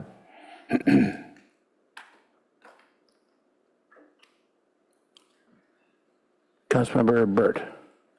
Thank you. I may have a couple rounds, so I'll get started here. Yeah, let's do stay to the 5 minutes per round. Thank you for mentioning Okay. that. Thank you. I wanted to raise some of the issues that members of the public have brought up, both Safe Routes to School members, general members of the public, and a number of payback members. And I thought they were very insightful. One had to do with the relationship of our plan to surrounding communities. Stanford, I've a long time been concerned that our plans weren't as integrated with Stanford's biking as would be desirable. We also have part of our school district that comes from Los Altos Hills, as well as Stanford. So to what extent have we integrated those surrounding communities, plus all the work commutes that we have? To what extent is that prioritized in the plan? We continue to have conversations with neighboring jurisdictions planners on their activities. I know Mountain View recently adopted an active transportation plan, so integrating some of the recommendations and trying to link the facilities on the neighboring jurisdiction side to the recommendations that we're proposing. For example, I mentioned earlier the Park Boulevard project and the recommendation to include the section that cuts to McLean, ultimately to Wilkie and Miller, and connects to Mountain View as a way to strengthen the network between the two cities. In addition, although we steered away from an entire Middlefield corridor improvement, we are, as one of the items that we're asking council's feedback on tonight as an additional recommended change to the draft plan, is to install a facility on the north portion of Middlefield connecting Middlefield downtown area to Menlo Park. There is the adjacent Bryant Bike Boulevard, but we believe a redundancy in the bike network in that more dense area is appropriate. So that's just another way that we're looking at connecting bike facilities between jurisdictions. In that description, I didn't hear kind of the Stanford integration, which is probably our greatest biking connection. So I'll just emphasize in the interest of time that I think that is a high priority.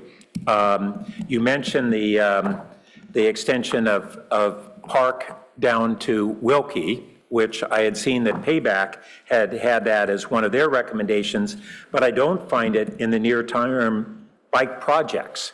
And yet we have things like the CO Avenue Tunnel in the intersections, in priority intersections, but that project has been, it's not on a near-term basis that we're looking at that. So I do think that we need to look at those connections and elevate them more and maybe de-escalate some others. The issue about there had been in the prior comp plan kind of two different things. One was, actually it was cited that we did have for 20 years a policy to look at converting, when we changed curbsides and had rolled curves, to looking at having vertical curbs. And that's not in the current comp plan for reasons, I'm not sure why that was omitted, but I don't see that as a recommendation to restore that.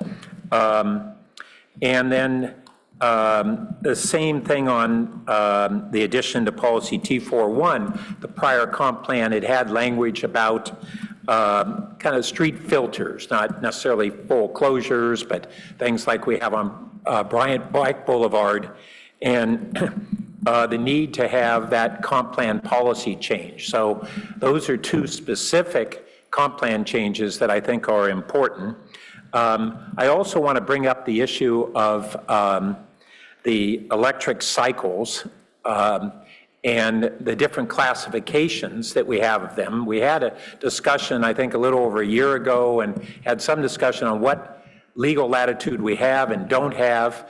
One area that I read recently is that some school districts are prohibiting Class 2 and 3 e-cycles from being parked on campus. And that was a way to restrict their use in school commutes. These are the ones that are not pedal assisted, Class 1, but as you know, fully motorized or largely so. So I'll leave that. I have a number of other comments, and thank you. Others? Councilmember Rectal?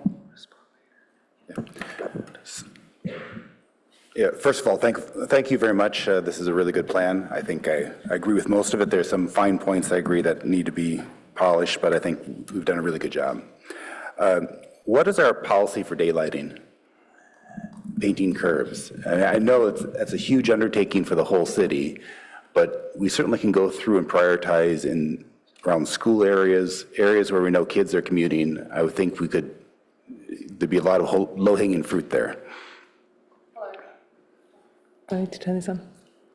Hello, Rhea Hooch-Barrett-Lowe, the Chief Transportation Official.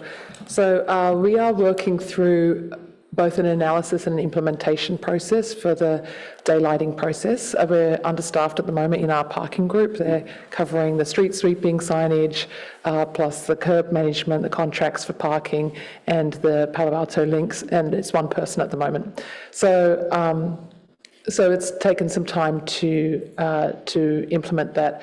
That being said, what we have done analysis to highlight the locations where we will start.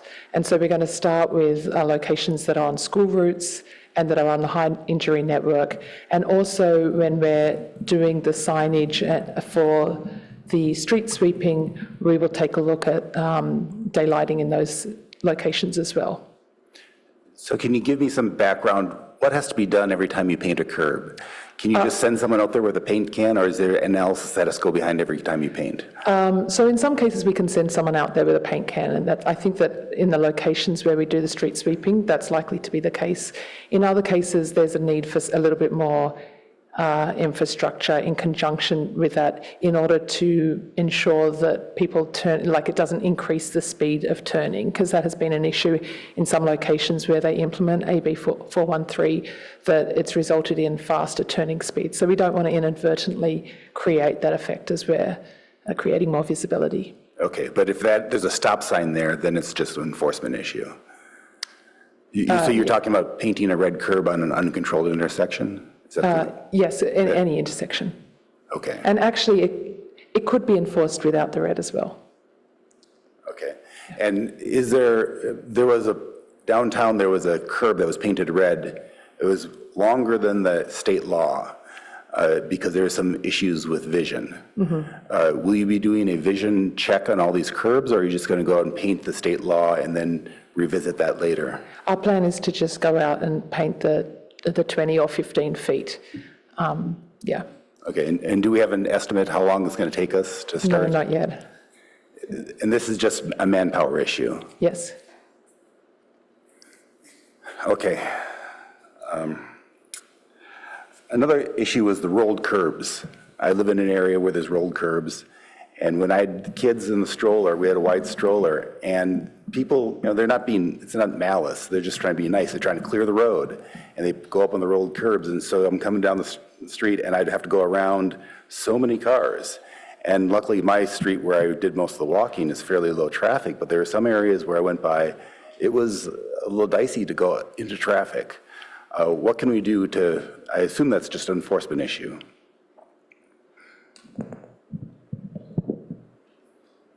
Enforcement of getting cars to not park on them? Yeah, because it's illegal to park up on the sidewalk. Right. Right. And so what do we do? Does the city have any action? For example, could you send parking enforcement out there and put leaflets under windshield wipers? That'd be really fast. Sure, if that's what we want to do with our limited police staff. We do have online available to anybody on our transportation website a flyer that instructs people on how to park on rolled curbs. I know there are some residents who have printed out that flyer and put them on cars in their neighborhood. Okay. But I understand, again, if you did the whole city, it'd be very time consuming. But we know there's areas where there's a lot of children walking and biking. And can we prioritize that? Is that something that transportation would be supportive of? Sure. I mean, we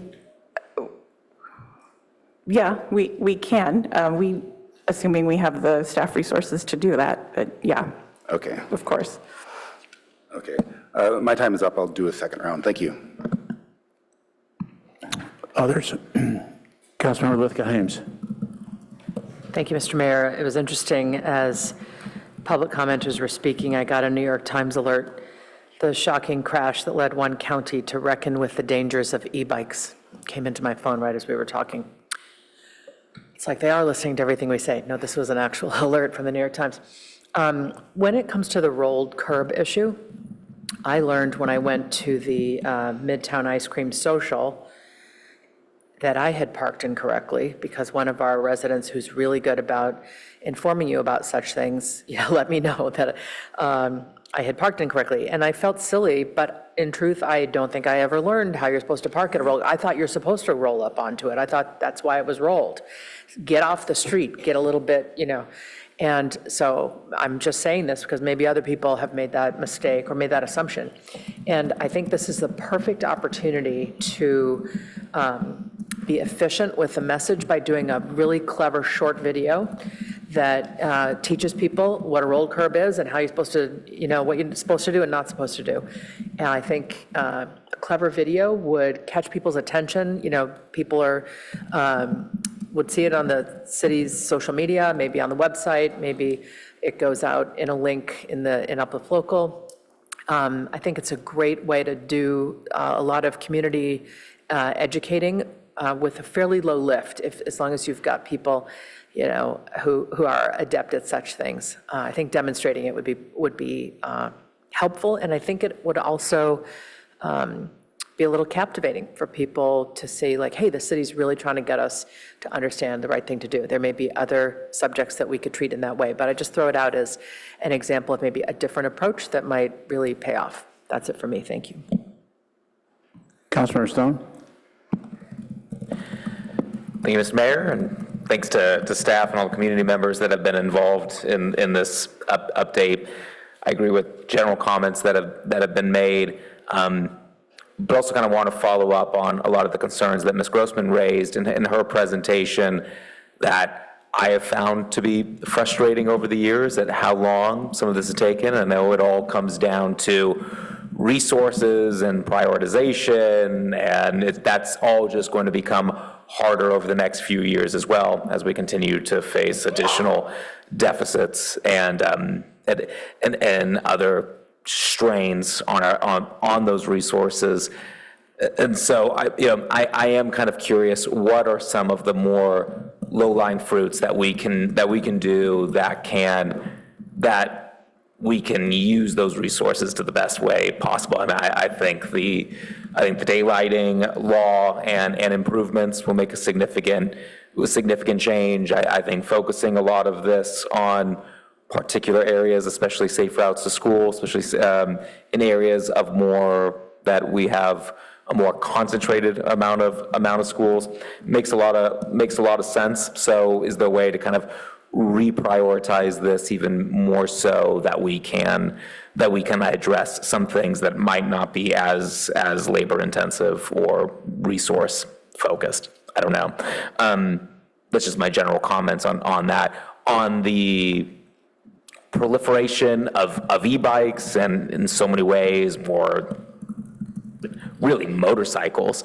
I've been incredibly frustrated by this as well. I've brought this up on policy and services several times now, especially when we have had our state lobbyists. For those who don't know, we're essentially, and staff can correct me if I'm wrong in any way on this, but we're preempted under state law to really be able to address or really regulate those type of e-bikes on our public streets.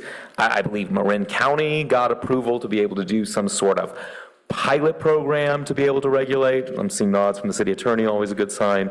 So I think there's a lot of frustration around the state and here locally for really good reason. These are, I mean, again, these are really more like motorcycles than traditional bicycles, and I think the state has just been far too slow to be able to respond to really what's a significant public health issue. So whatever we can do within the limitations of the law, I think that should be prioritized, see how creative we can get. I know at I believe our last Policy and Services Committee, we included in our legislative guidelines, basically direction to our lobbyists to support efforts at the state level to provide additional regulations on those e-bikes, or at least to provide greater local control to be able to regulate those. I know those will be coming back to the council to be able to support soon. So interested in what we can do. It's just frustrating that the state has really limited our powers there. So, but again, thanks for this. A lot of great work, and generally very supportive. Vice Mayor Vinker. Thank you, Mr. Mayor. I too really appreciate this plan update.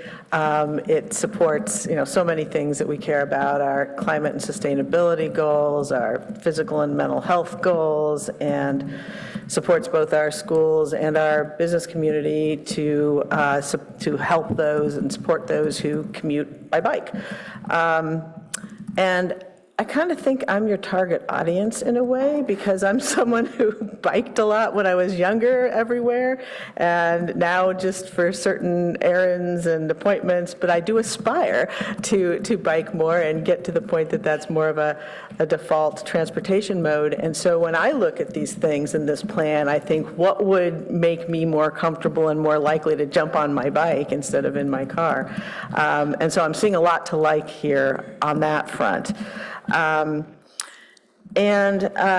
wanted to mention, I'm glad that we're including cyclist education, including like seniors, not just school kids. But we might also, apropos of some of this discussion, want to include some driver education about sharing the road, if we could figure out a way to do that.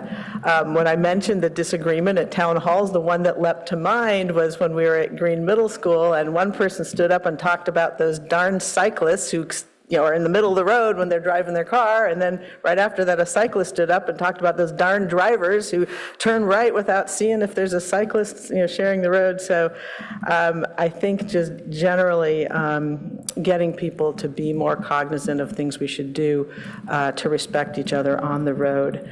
And with respect to parking on rolled curbs, it's kind of interesting because my neighbors actually started circulating the flyer from the city, but they did it digitally, I'm pretty sure, on our little Google groups for our street. And, thinking back to our earlier item, I wonder if this is something we could ask Pan to do, and sort of a two-way street here. This is something we care about. If you want to help us circulate this information, it's something that we could offer at town halls. Yes, I echo what my colleagues have said about e-bikes and e-cycles. In fact, I had got that same New York Times alert, and I will confess that I leaned over to my colleague to my left and said, look what just came in. And to my colleague, Councilmember Stone, it in fact was about the Marin incident that precipitated that exception. And yes, you're absolutely right about, we did add that to the draft legislative guidelines that are coming back to council. And, I don't know, I'm intrigued by the creative parking efforts at schools. And, I don't know if there's enough that PTC could do with it if they wanted to first look at creative things. But if so, I would encourage that, because I think, if there's anything that we can do to get around the preemption and to address this, it is something that's on everybody's minds.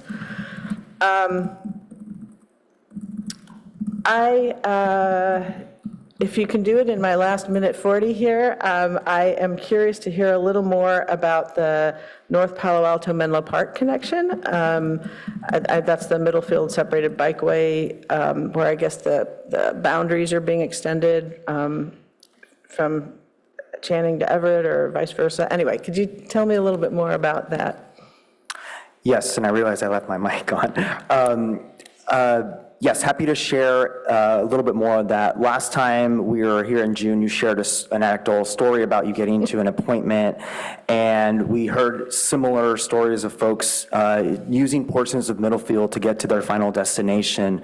So as a response to that, and I was alluding to it earlier, in certain areas of the city, it's appropriate to have a redundancy in the bicycle network, especially in more dense urban areas, and we believe that portion of Middlefield is a good candidate for that, to provide multiple facilities for people to use to get through our city. And so rather than a corridor-wide improvement on the entire stretch of Middlefield, the community was not in favor of that. So we laser focused on those portions that we have heard as a response to doing some work on Middlefield. Yeah, no, I appreciate that, and I think that's a good start. It's just, there's kind of a weird area of Palo Alto where the streets all of a sudden aren't in that nice grid area just to the east of Middlefield, south of where you're talking about, and you have to kind of splay out to get over to that. I mean, you can then go parallel to Middlefield up there, but I think that's a good start. Let's see what the use is and where we go for there. So thank you for hearing and responding to that, and I'll save the rest for later. Thank you. I just want to make a couple of comments, not repeating my colleagues. I think that clearly, I mean, this is a great document. Clearly, there's been a lot of progress. There's been a lot of listening on the part of the city here and a lot of appropriate input from the community. We have substantial additions and changes here on packet page 23, I think it was, that you're asking for, 24, that you're asking for us to look at, which is core evidence that we're listening, and experts are listening to experts, and this is getting better. So I'm really pleased with the document at this stage. I hear from public comment, both in writing and tonight, that there's still room for improvement, but at the end of the day, there's also room for disagreement. Because we're all focused on safety primarily and what we can do in this project over, this many projects over this many years.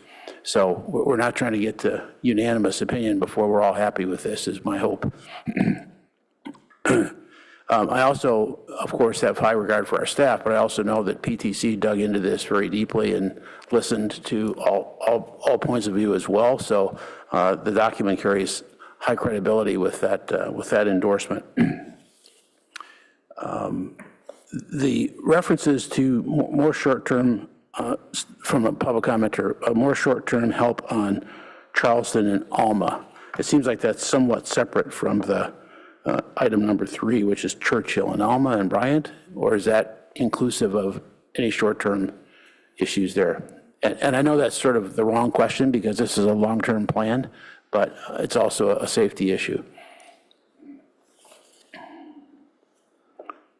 Maybe just briefly adjust, is there anything we can do in the short term around the Churchill that we're not already planning or that the public doesn't know that we're planning for some reason? So you're referring to one of the recommended changes, I believe. Yes. On slide 14, we discussed adding a new project, this class 4 separated bike facility on Churchill Avenue from Alma to Bryant Street, with a traffic circle, and you're asking if there are. Does that, in your judgment, does that address the comment that came out from the public? I would say it addresses an area of significant concern. Whether it addresses whether that addresses all of their concern, I can't speak to that, but it does focus on a priority area. Okay. Okay, thanks. Councilmember Burt? Thank you. So I'll first support the need to somehow improve the safety of that massive number of student riders going to and coming out of Pali, where in the afternoons, they're coming from both directions in high volume. It has to be the most dangerous bike situation in the city without easy solutions to it.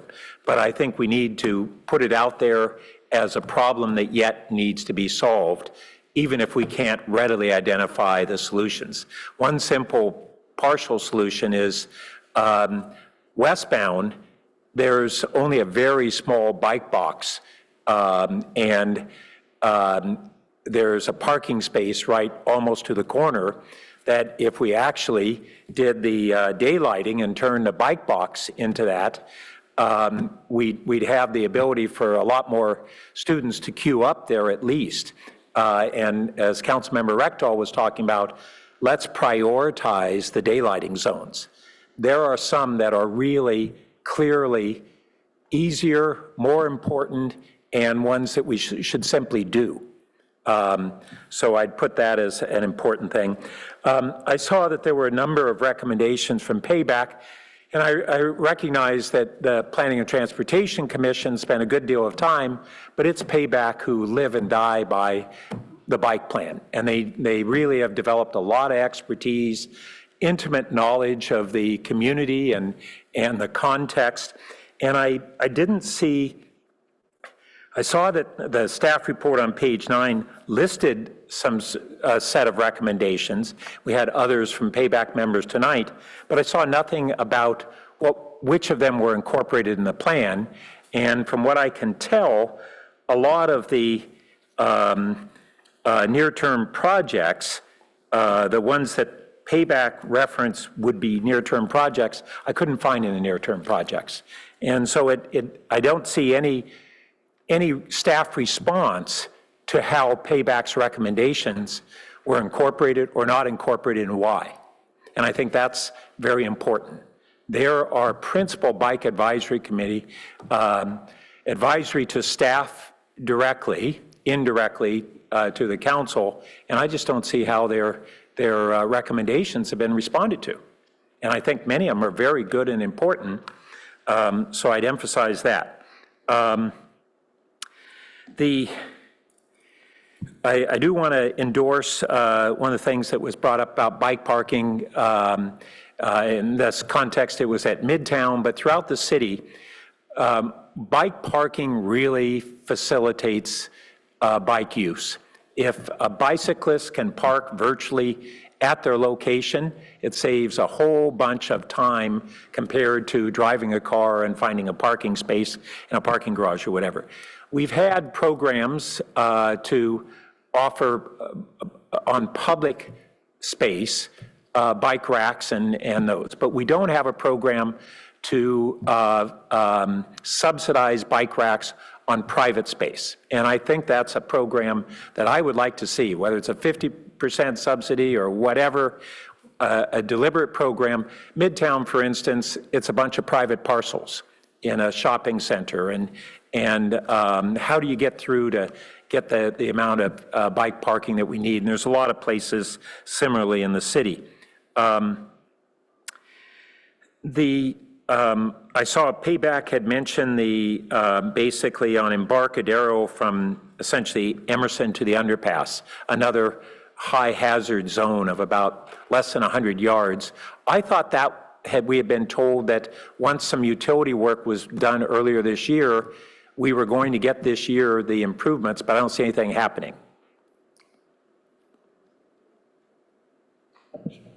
I'm running out of time. Yeah, sorry. Yes, that is moving forward. Okay, so it's not on the near-term project list because it'll be done before then. Okay, thank you.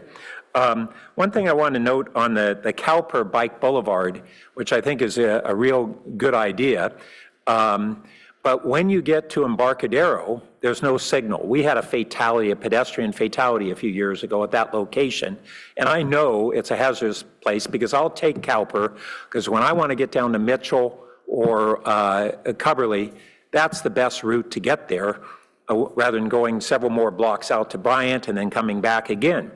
But it's dangerous to cross Embarcadero. we have two signals side by side at Bryant and Waverly, and I didn't see any mention of the consideration of moving the Waverly signal to Cowper. Moving a signal is always a big deal, but if you're going to make a bike boulevard there, that's a dangerous missing link in that bike boulevard. So I recommend that. I have more comments, but I'll wait until another round, hopefully. Vice Mayor Vinker. Yeah, and I'll be quick. I just wanted to add a couple of quick things. One is just generally, I think somewhat like one of the speakers said, and this may already be there, but I endorse the idea of making bikeways more like Bryant with the sort of permeable barriers than like Ross Road. And I think, we all have seen the pros and cons of those, but that really is more comfortable and safe for riders like me than things that feel kind of over-engineered almost. The other thing is, and I know this is more controversial, but I am very, I really do wish we could find a way to figure out the Middlefield corridor between Green Middle School and Winter Lodge. And I know it's a tough stretch of road, but, I go back and down, Lewis and over and around the other ways and try to aim it so I end up on Middlefield at the right spot. But then I'm like, okay, now I have to get across the street and down a stretch, and it's really is tricky, and it is a retail area we're trying to support, and a lot of the kids are going to go there anyway after school. So that's one where I don't know if there's any additional thinking you want to share, but it's an area I'd be very interested in continued focus. We can certainly look at that area again as part of that middle field strategy of targeting those priority locations. Yeah, that's great, because I think, the more successful we are with the retail sort of redevelopment there, the bigger of a problem we're going to create. So thank you. Councilman Rectal. Yeah, thank you about the larger streets. I really think that it's much more comfortable and safer. We really want more bikes on the small streets. But there are some cases, for example, Middlefield is a really good example, where the commercial is a destination, and what we're trying to do is really connect all the places of the destinations. And we've done a decent job with Safe Route to School, but we also have, like the research park, there's a lot of employers up there, and when I worked at the research park, no one biked. I would be one of the few bikers that would go up there. But you also have commercial zones, and commercial zones, whether it be Cal Ave or Middlefield, is a big is a big bike draw. So if we could, for example, trim out a lane in Middlefield and have better bike lanes in that commercial area, I think that's good. Even though I'm not a supporter of having bike lanes on major streets, I think that's in those commercial districts, we need to have bike safety. If I'm down at Safeway and I want to go down to Walgreens, there's no great route. And if you have to cross over, I end up right on sidewalks a lot, and it's not well planned out right now. So I think that's a high priority for me, is having better connections at Middlefield. We on Alma, between Meadow and the train station down in Mountain View, we have this really wide boulevard. And that seems just to be begging for a protected bike lane. And there's been some talk about that. Is that a future plan? I don't see it on the map. I believe as part of the San Antonio Road Area Plan, that piece in the southern part of Alma is being looked at. Okay. Because the circles are really hard to bike through. People get lost. And if you could route people, especially the ones that are going to the train station, along Alma and then have them connect up to Meadow, I think that would be a good thing.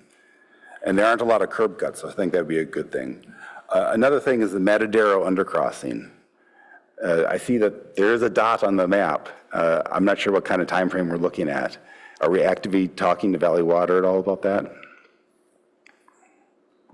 We've had preliminary discussions with Valley Water, so yes, their response to our idea to move forward with a bikeway project is sure, but it's all on the city to facilitate the bikeway. Essentially saying, yes, go for it, but Valley Water is not going to get involved beyond just the permitting piece of it, as we understand it does flood half of the year. Yeah. So there might... The seasonal will be great. I mean, if you go down there right now, there are bike tracks, people are using it right now. Right. And so it'd be really nice to actually acknowledge that and have a safe and comfortable bike. To me, one of the ways you could access that would be going through, there's a utility driveway. Have we had any discussions about utilities department? Would they be receptive to us making that a bike lane? Are you referring to the area closer to 101? Yeah. We have not had preliminary discussions with utilities about using the driveway near the area. The Colorado substation there. Right. I think we've had discussions with them. I think as part of the Midtown connection study that looked at the other area of Matadero Creek closer to Loma Verde. Yeah. And that was more contentious, but I think there's no one down at this neck of the woods by the Colorado substation. I think it would be relatively inexpensive, and I think it would be a big bang for the buck. If you're going to Google from Midtown, that would be a great connection. Yeah. My last comment on the Midtown connection, or the Matadero Creek, for the 2012 plan, it included a larger section. What we included in our complete vision, not our near-term plan, but our complete vision is to carry forward the part of Matadero Creek closer to 101 that is feasible for future consideration and future plans. So we didn't want to remove it because there is community support for it and there is some feasibility to it, but it's not on our near-term list for 2026. Okay. Another area I think that needs work is the Bryant Bike Boulevard. Between Embarcadero and downtown is really a car boulevard. In the morning, if I bike that, there's cars buzzing by me really fast. And could we put some filters on that? I think that would be a really useful thing to really make that a bike boulevard again. So that project is on our near-term list, the Bryant Bike Boulevard improvements from Embarcadero to downtown. We've received significant community feedback supporting that project. It is our flagship bike boulevard. It's just a matter of what is the appropriate treatment types. You heard earlier that some of the comp plan policies, at least the interpretation we have today, might limit the type of interventions that we can install. However, we can look at all options. Okay, thank you. We got a lot of community feedback on that at one of the community outreach groups that we talked about as our first item. So there was transportation staff there and documented, and it's underway. Councilmember Byrd? Thank you. I wanted to raise an issue that Penny Elson had put in her written comments, which is that and I haven't been able to go through and verify this, but she said that the replica data, which is the data tool that uses cell phones to pick up origin and destination and trip routes, doesn't include any so-called trips to Pally, Gunn, Green, or Fletcher. If that's the case, that sounds like a gap. And at the K through 12, that the report only shows biking activity to and from school and no other biking activity by kids in the afternoon and evening and all that. And it doesn't include any walking trips to school. So I'll just put those out there as concerns to look at whether it has the right data set there. Then I did want to raise an issue on that I saw in some of the comments on how this bike plan compares to the 2012 plan. And I haven't seen any kind of, even at a high level, a side-by-side comparison. Did we just start over, or do we really have, here's what we had before, here's what is different both in terms of form and content as well as specifics, so that we really understand what we're changing, and rather than not have some sense we reinvent the wheel every X number of years. And then I wanted to raise the issue on the bike plan, or somewhere in the staff report, it referred to a particular focus on the relationship of the bike plan to the South Palo Alto connectivity project. Later tonight, we're looking at what the rail committee recommended. We focus on a crossing in the vicinity of Matadero Creek. And yet on the near-term projects, I didn't see anything about the prospect of a Class 1 bike path between the research park and the back fences of Chamales. It's a 40-foot wide right-of-way that is leased by Valley Water, Stanford-owned land. A number of years ago, we had a whole walk through there. There was a lot of interest by Stanford and the city, and a willingness by Valley Water to consider collaboration there. Right now, we have, if students are going to Gunn, we're directing them on to Matadero Road, a winding, narrow road that we painted sharrows on that is really unsafe to ride for the most part. And we have the possibility of an off-road Class 1 path that would also serve all of Stanford Research Park from all of Midtown. And with Class 1 bicycle, e-bikes, pedal assisted, you would have people who would be able to get to their job in the research park faster than driving if we have our underpass in the vicinity of Matadero into this, and it connects with the ballpark path to Gun High and all the research park. To me, it's a really extremely attractive priority for addressing what has long been a weakness in our plan, which is we call the east-west route, basically. It's not true east-west, but we know what we mean.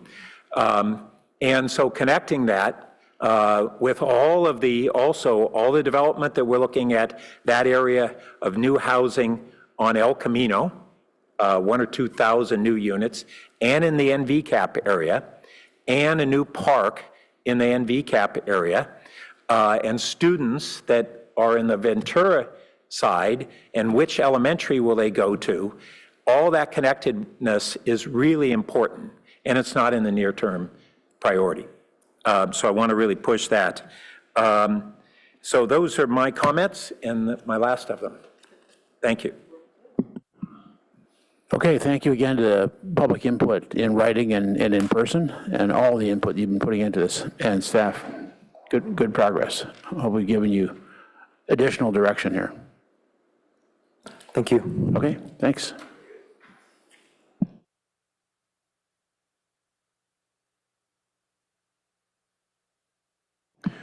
Our next item is the consent calendar.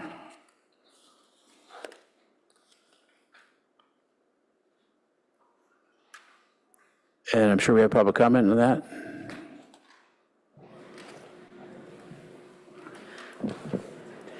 Yes, Mayor, we do. We have, if there are any requests to speak for consent calendar items, please submit your public comment card.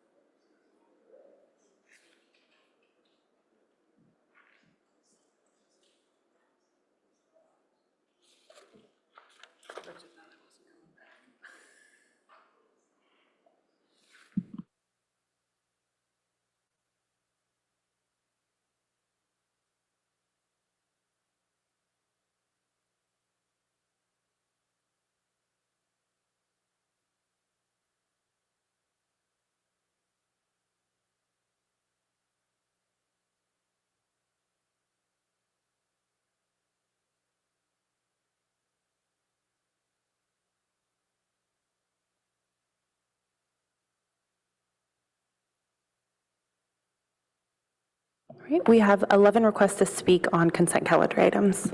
Okay, we're going to do 2 minutes each. Our first speaker is Herb B. Reminding everyone that item 14 has been pulled for now.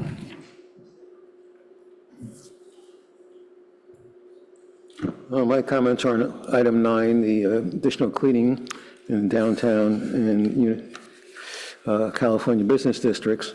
The additional need for cleaning is caused by having businesses having dining on the sidewalks and in the parking spaces in the streets. And they should be paying for that additional cleaning. I think the simplest thing is an assessment district for each of the 2 business areas it's composed of the businesses that have dining on the sidewalks, and the second assessment district for each for those that have establishments in the form of parking spaces in the streets.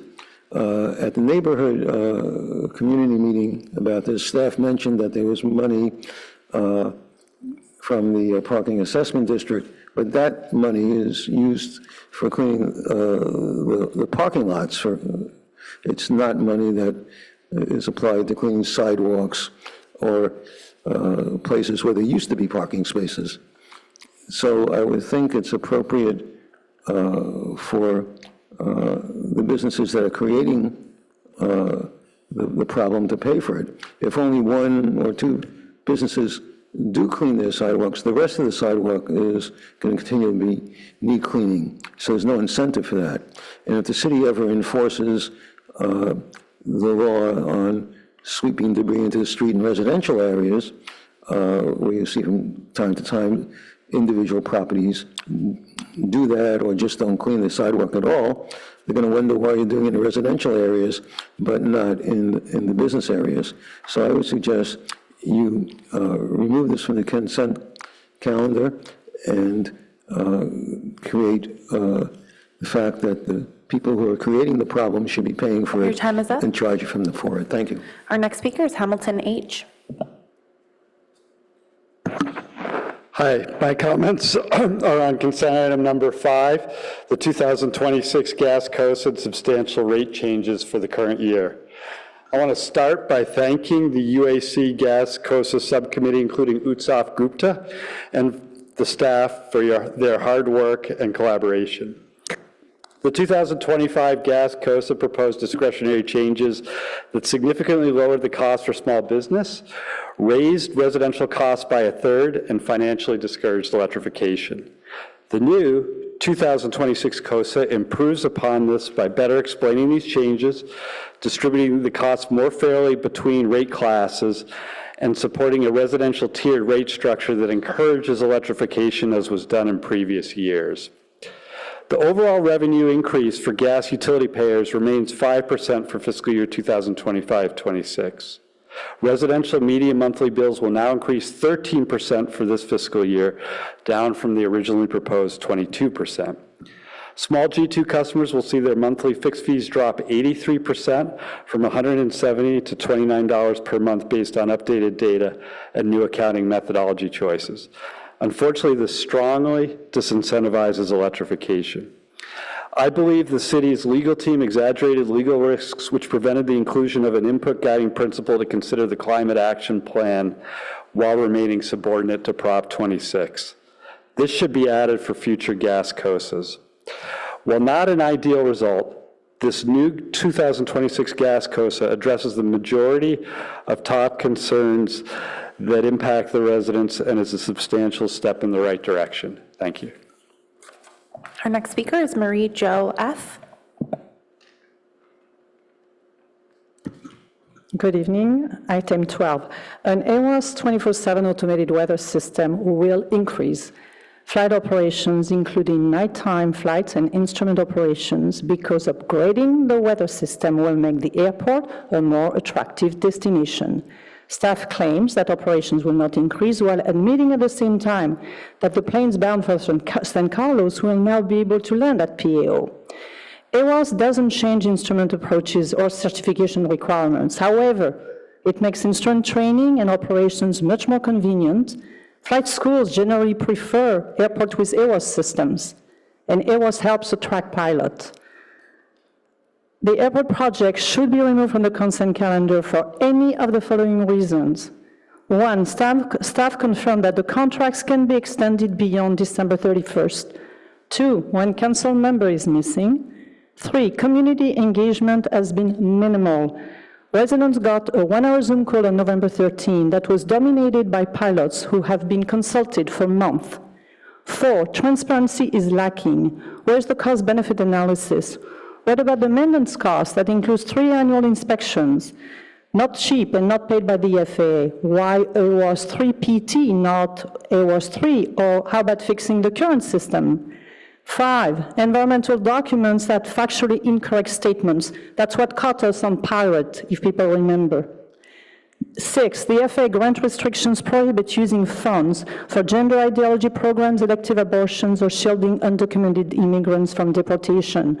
This contradicts the recent council resolution to join the lawsuit against the current administration's grant conditions. As a resident, I get more scrutiny about removing a dead tree from my property than this airport project. That has long-term negative consequences for many residents, including East Palo Alto, and it will increase your carbon emissions. Please remove it from consent calendar. Thank you. Our next speaker is Darlene Y., followed by Shawnee K. We value the working relationship with the city and airport staff. It pains me to comment today.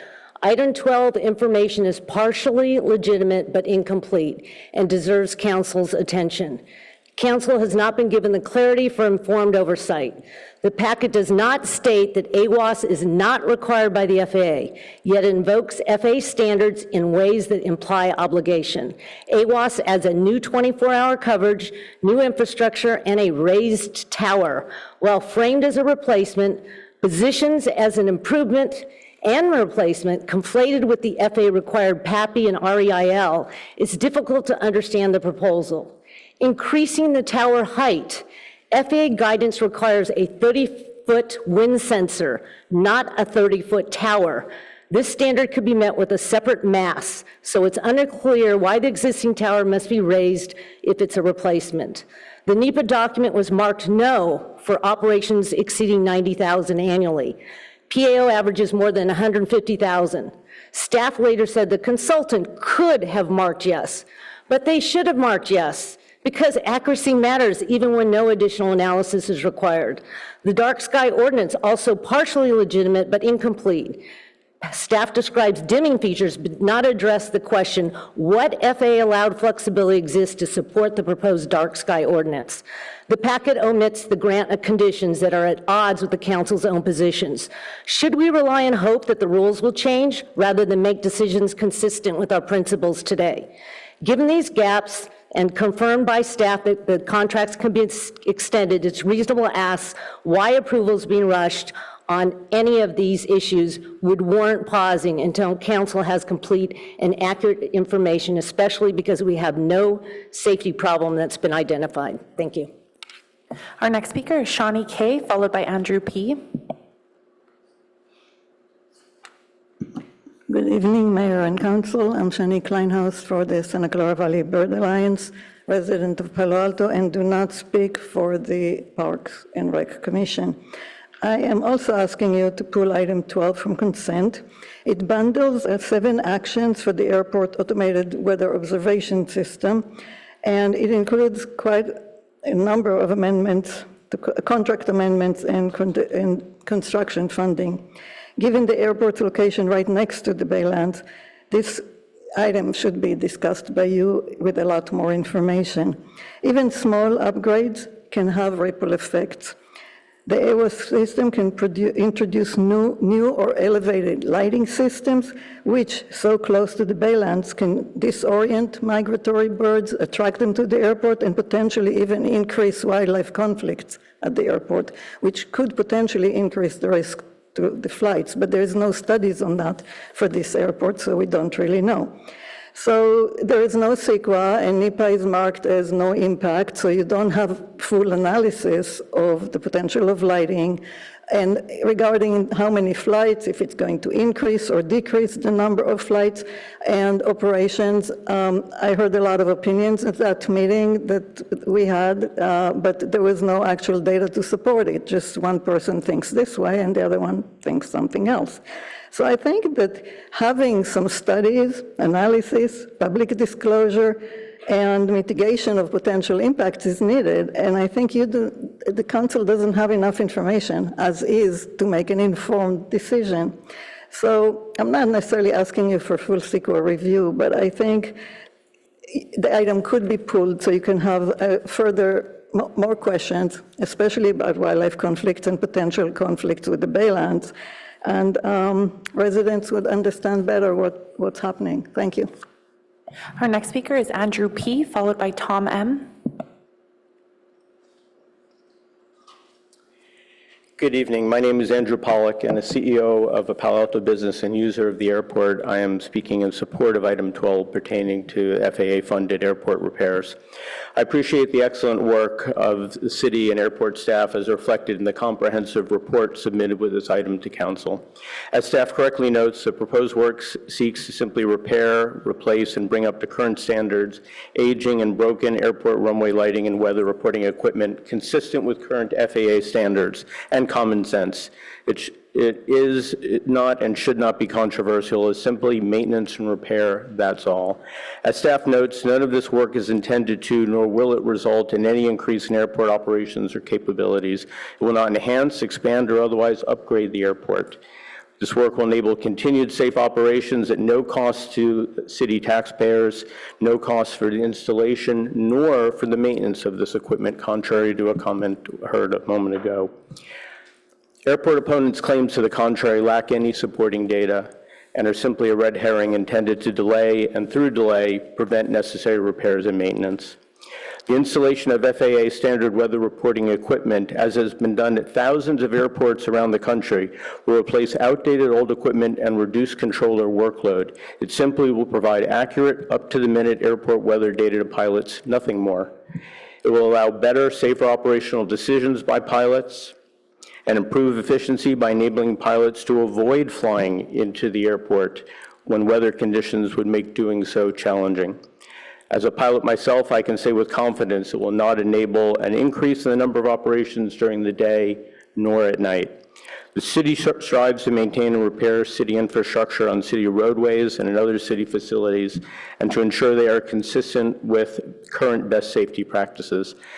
I submit that the airport deserves to be supported in the same manner, and I ask for your support of this common sense project. Thank you. Our next speaker is Tom M., followed by Bob L. Hi again, everyone. Tom Myers, 40-year resident of Palo Alto, 40-year user of the Palo Alto Airport. Happily, thankfully, since your support has made this possible all these years. Also the chairman of the board of the West Valley Flying Club at Palo Alto Airport. And through that, I've learned a lot about aviation. And one thing I'd like to pass on to you is some wisdom I believe I've come to over all these years. What's the difference between a good pilot and a bad pilot? And I can answer that in one word: judgment. Judgment, judgment, judgment. And key to judgment is situational awareness. Knowing the current conditions, knowing what you as a pilot are capable of, and making sure you're always on the positive side of that balance sheet. If you're trying to go into a situation where your capabilities are not up to the current conditions, you don't want to do that. That's what we're asking for with this AWOS, is simply to give us the situational awareness to make good judgment decisions as to whether or not it's safe to come in or not safe to come in. And if it's safe to come in, well, you're going to go flying anyway. You're just confirming that the situation is within your capabilities. And if it isn't, you're not going to fly. You're not going to land there. You're not going to take off because you know it's beyond your capabilities. So if anything, this is going to reduce the number of potential flights that would otherwise be not ill-advised. Thank you very much for your time and attention. Our next speaker is Bob L., followed by Ken J.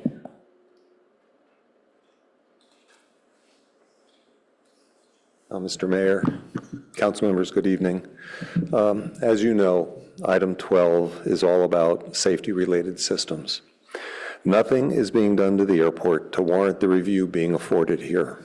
Let me stress that this is a contrived controversy. The opponents have said many things which are inaccurate or misleading. A small sample, why are you buying that type of AWAS? Well, it just happens to be the industry standard. It's at hundreds and hundreds of airports throughout the country. You know, you check the wrong box on a form, except that our planning department and our outside FAA legal counsel agreed that that was the way to go. This evening, you've heard that the contract can be extended beyond December 31st. That's the contract for the consultant, not the bid that's in that the contractor has already extended for us. So I want to make sure that's on the record. You know, why is the anemometer 5 feet higher than the old one? Well, standards have changed in 60 years, and the National Weather Service wants their anemometer wind reading at, it's just a mast, it's not a tower, it's a mast, 30 feet. That's the current standard. But the canard, of course, is this more traffic business. My fellow pilots and I are based at Palo Alto. Of course, we're going to come and go out of PAO. If visitors are going to the wine country, they're going to land at Napa or Sonoma County. If they're going to the aquarium, they're going to go to Monterey. The idea that better weather information is going to drive traffic here is fallacious and simply a scare tactic with no basis in reality. Real-time, accurate weather is just better for everyone, pilots, our passengers, Your time is up. And the community. Thank you. Our next speaker is Mark S.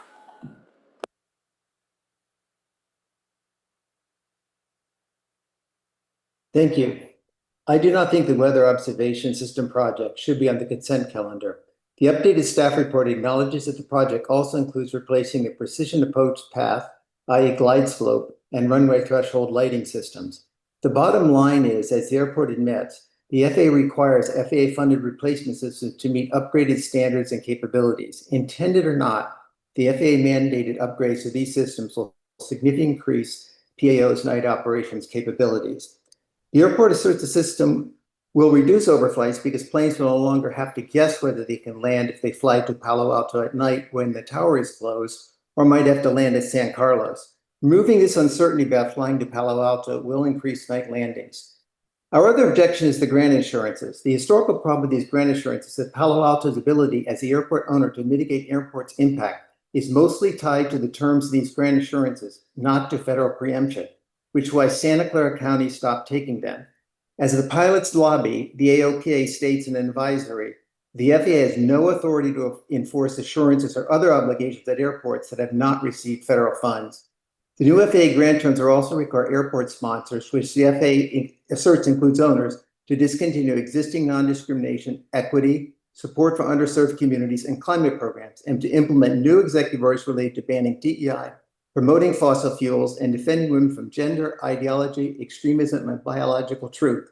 The airport asserts that it's proactively addressing these issues and has joined the King versus Turner lawsuit, which is a large case arguing that local governments should not be forced into discrimination or lose grants for essential services, housing, food, public transit.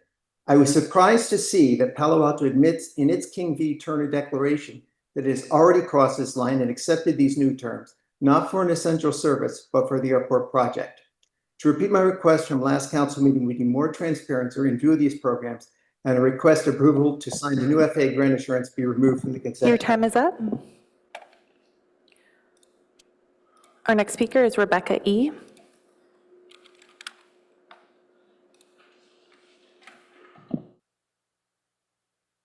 Hi, can you hear me? So, City Council, thank you so much for enabling me to speak on this matter. And what I'm about to say, I'm saying in my personal um, capacity and not as an elected director of the Water District. Um, so with that said, in my opinion, I'm talking also about number 12. In my opinion, this is a completely inappropriate use of the consent calendar. I don't recall an earlier discussion on this matter by the council, nor do I remember a motion to waive the 2-meeting rule. Everything about the private Palo Alto Airport is a matter of public concern because it has impacts, the airport has direct impacts on the public that the public deserves to be fully informed about and which we expect our elected officials to deliberate about in the context of a public meeting. And that has not happened. Rather, all that happened was a invite-only meeting a few weeks ago, last month, that was attended primarily by private plane enthusiasts, very few, if any, of whom live in Palo Alto, and on the other side, a smaller number of Palo Alto residents, the people who are directly impacted by the choices made and the money spent on this extraordinarily problematic airport. We hear that upgrades are going to be done, but the upgrade that is urgently needed, and without it, really, the airport has no right to continue, is an update to remove the use of leaded fuel. If you look at impact map, you will see that this airport pollutes and causes lead pollution in the neighboring neighborhoods, which are primarily low-income minority neighborhoods of East Palo Alto. We are irreparably harming these children who attend school and the families that live in East Palo Alto. Your time is up. So I hope the council will take this seriously. Thank you. Our next speaker is Karen P. Thank you. I also urge council to remove item 12 from the consent calendar and refer the new weather system for further review, including whether appropriate limitations on use at night should be adopted. This is important to avoid adding to the emissions and noise burden that current airport users already are causing, especially lead emissions, primarily over East Palo Alto and protected marshlands. Some people are trying to fast-track AWAS under the guise of, quote, advancing operational efficiency. They claim the new AWAS somehow will not result in any increases in landings or departures, but this is conclusory and not supported by any evidence or analysis. Any reasonable person can see it is very likely to increase flight operations. Regardless, at a minimum, the project warrants more careful attention and scrutiny than has been done to date.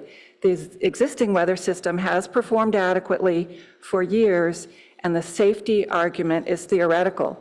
Council should therefore put the brakes on the attempt to push through this project on an expedited basis and provide the expert and public analysis it requires. Thank you.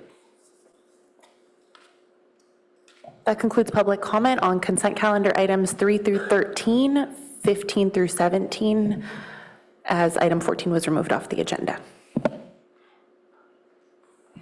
Okay, we come back to council on the consent calendar. Do we have any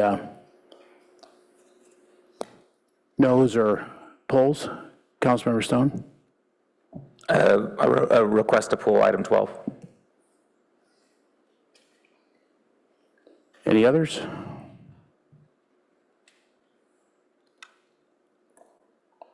Okay, then we need a motion to accept the consent calendar.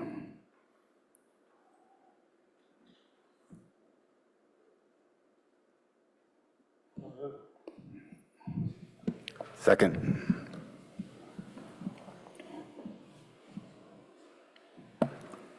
Bert Reckdahl.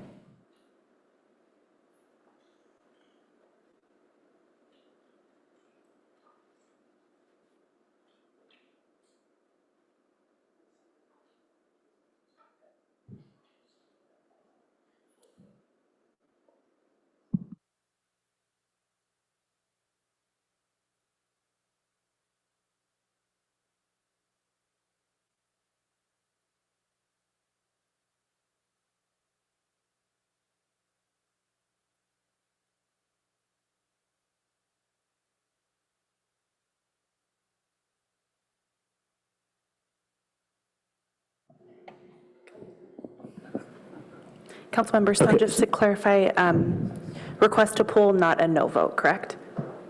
I'll abstain from item 12 since the request to pull failed. Got it.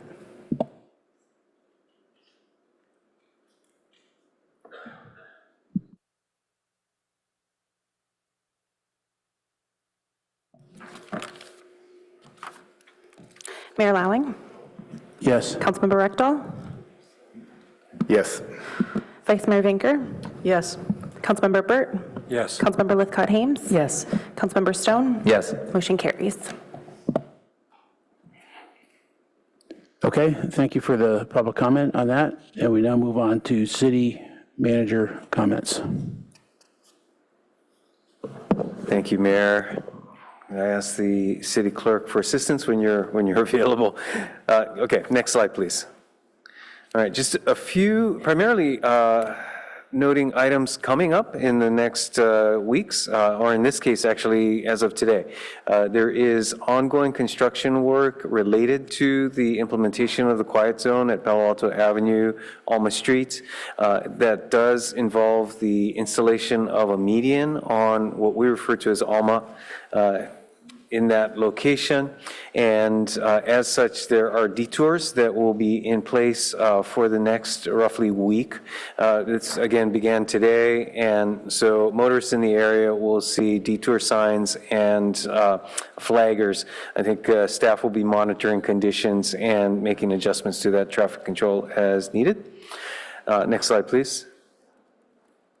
Also looking forward really to holiday events. And so we've got a number of holiday events coming up beginning this Friday with the Lytton Plaza tree lighting, followed immediately on Saturday afternoon with the California Avenue holiday tree lighting, holiday spectacular, number of variety of activities happening on California Avenue on Saturday. Then again, a number of events happening through the holidays, including a toy drive.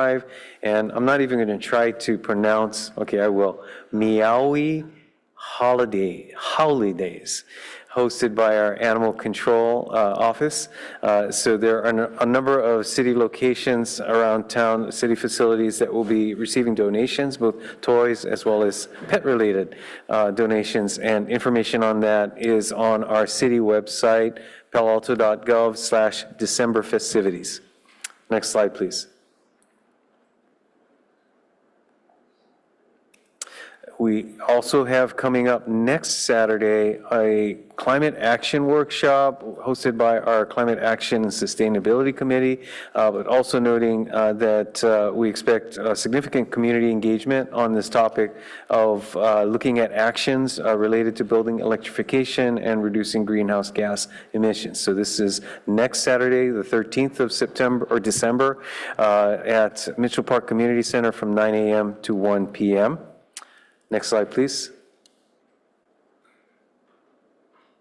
Then looking a little farther out, but noting the holidays, did want to get this on people's calendar, that the groundbreaking for Fire Station number 4 at Middlefield and Meadow is set for January 8th at 10 a.m. In addition, there's actually pre-construction activities already beginning at the site. So again, a number of events to look forward to, including up through after the first of the year. Next slide, please. And then with that, just noting a few items upcoming on your agendas through the end of the calendar year. First, next week, we will have the action item on dark skies ordinance. Following Wednesday, and worth walking through this briefly here, that December 8th, next Monday, dark skies. Then next Wednesday, we'll have a special city council meeting on the rail grade separation alternatives. This is a special meeting and will be first part of an action item that will then carry forward to the following Monday, December 15th. So on December 10th, we expect there'll be a staff presentation, an opportunity for public input, and some initial council discussion. That item will then be carried over or continued to December 15th, Monday. where the city council will deliberate and potentially take action on rail grade separations, but no public comments on that item will be taken on December 15th. Also, on December 15th, we'll have a study session on the updated Coverly Community Center master plan work, as well as an action item related to historic designation at 1680 Bryant Street. That will conclude the council agenda for this current calendar year. Then the council will take your break through the holidays, returning on January 5th, Monday, January 5th, with your annual reorganization meeting. And with that, that completes my comments. Mr. Mayor, back to you. Okay, any questions for the city manager? All right, then we're going to take about a 15-minute recess, which means we'll get back here about 25 till the hour and pick up with our action items. Thank you.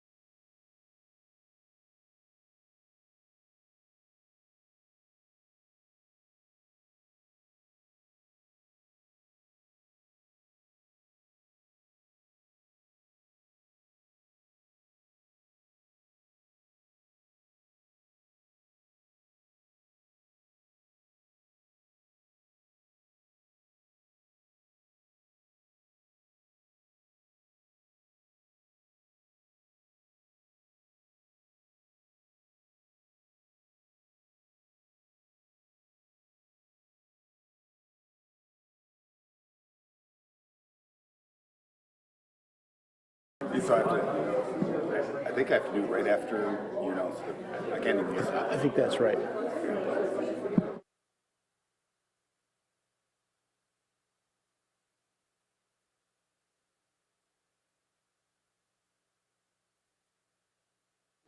Okay. Welcome back. We're back from break. We're moving on to the action item 18, recommendations from Rail Committee for Council on South Palo Alto Bike Ped Connectivity.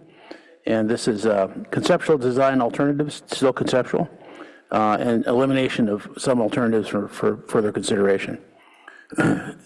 Before we go to staff, we have a recusal. Yeah, my home is within 500 feet of one of the sites, and so therefore the city attorney has asked me to recuse myself, so I will be exiting. Yeah. So. Thank you. And so as soon as he disappears, you can start the slideshow. Yeah.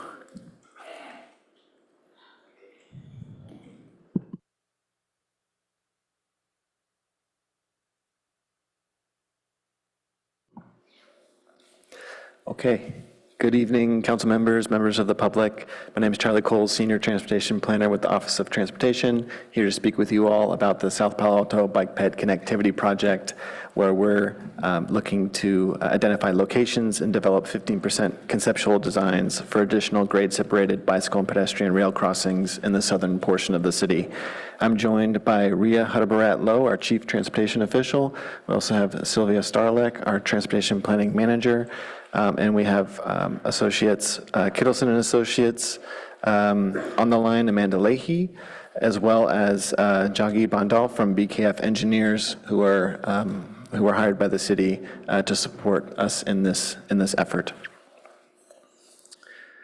Next slide, please. So here's the overview for our item this evening. Rail Committee and staff recommend the City Council review 8 potential conceptual design alternatives and the analysis of those alternatives. We've provided 2 deliberation options for your consideration this evening. Option 1 is to review and provide feedback on all 8 alternatives. Staff will do another round of engagement with standing committees and then return to council in early 2026 with a request to select up to 2 preferred alternatives. Or there's option 2, which is to select and take action and select 1 or more alternatives to eliminate from further consideration. Rail Committee and staff have recommended council select alternative A as the preferred alternative and advance 2 variants. What we're calling alternative A1 would provide a connection between El Dorado Avenue and Park Boulevard via a tunnel underneath the railroad tracks and a new signalized crossing across Alma Street. This is currently also referred to as Alternative A in your staff report. The variant is Alternative A2, would provide a similar connection between El Dorado Avenue and Park Boulevard, except the design would explore a full grade-separated crossing under the railroad tracks and Alma Street near El Dorado Avenue. The support for Alternative A in that location at El Dorado Avenue is due to limited property impacts, higher anticipated pedestrian and bicycle demand volumes, the location near Matadero Creek, and opportunities for direct bicycle and pedestrian connections through the adjoining neighborhoods.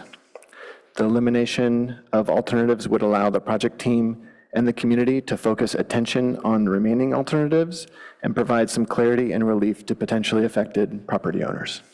Next slide, please. As shown on your screen, this is the project study area, which focuses on the southern portion of the city, and we define that as south of Oregon Expressway. Next slide, please. Several council-supported plans and studies have identified a critical need for additional grade-separated bicycle and pedestrian crossings, particularly in the southern portion of the city. The relevant plans are shown on your screen, and more information is included in your agenda packet this evening.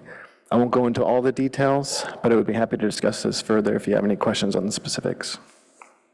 Next slide, please. Shown on your screen is the project timeline. We are now in phase 2 of community engagement, where we're gathering feedback on the 8 preliminary conceptual design alternatives that were developed for the project. The goal of phase 2 is for council to select 2 alternatives for further analysis and development. Next slide, please. I wanted to spend a few moments just to acknowledge that transportation projects of this size and magnitude are very complex. We are at the very early stages of a high-profile project that involves multiple stakeholders and agencies such as Caltrain, the City of Mountain View, County of Santa Clara, and Valley Water, and they all have their own design standards and priorities. Each of the 8 alternatives that were developed in accordance with the applicable design standards. However, there are still many complex engineering challenges associated with each alternative. While the designs are technically feasible, all alternatives are still very fluid and subject to refinement.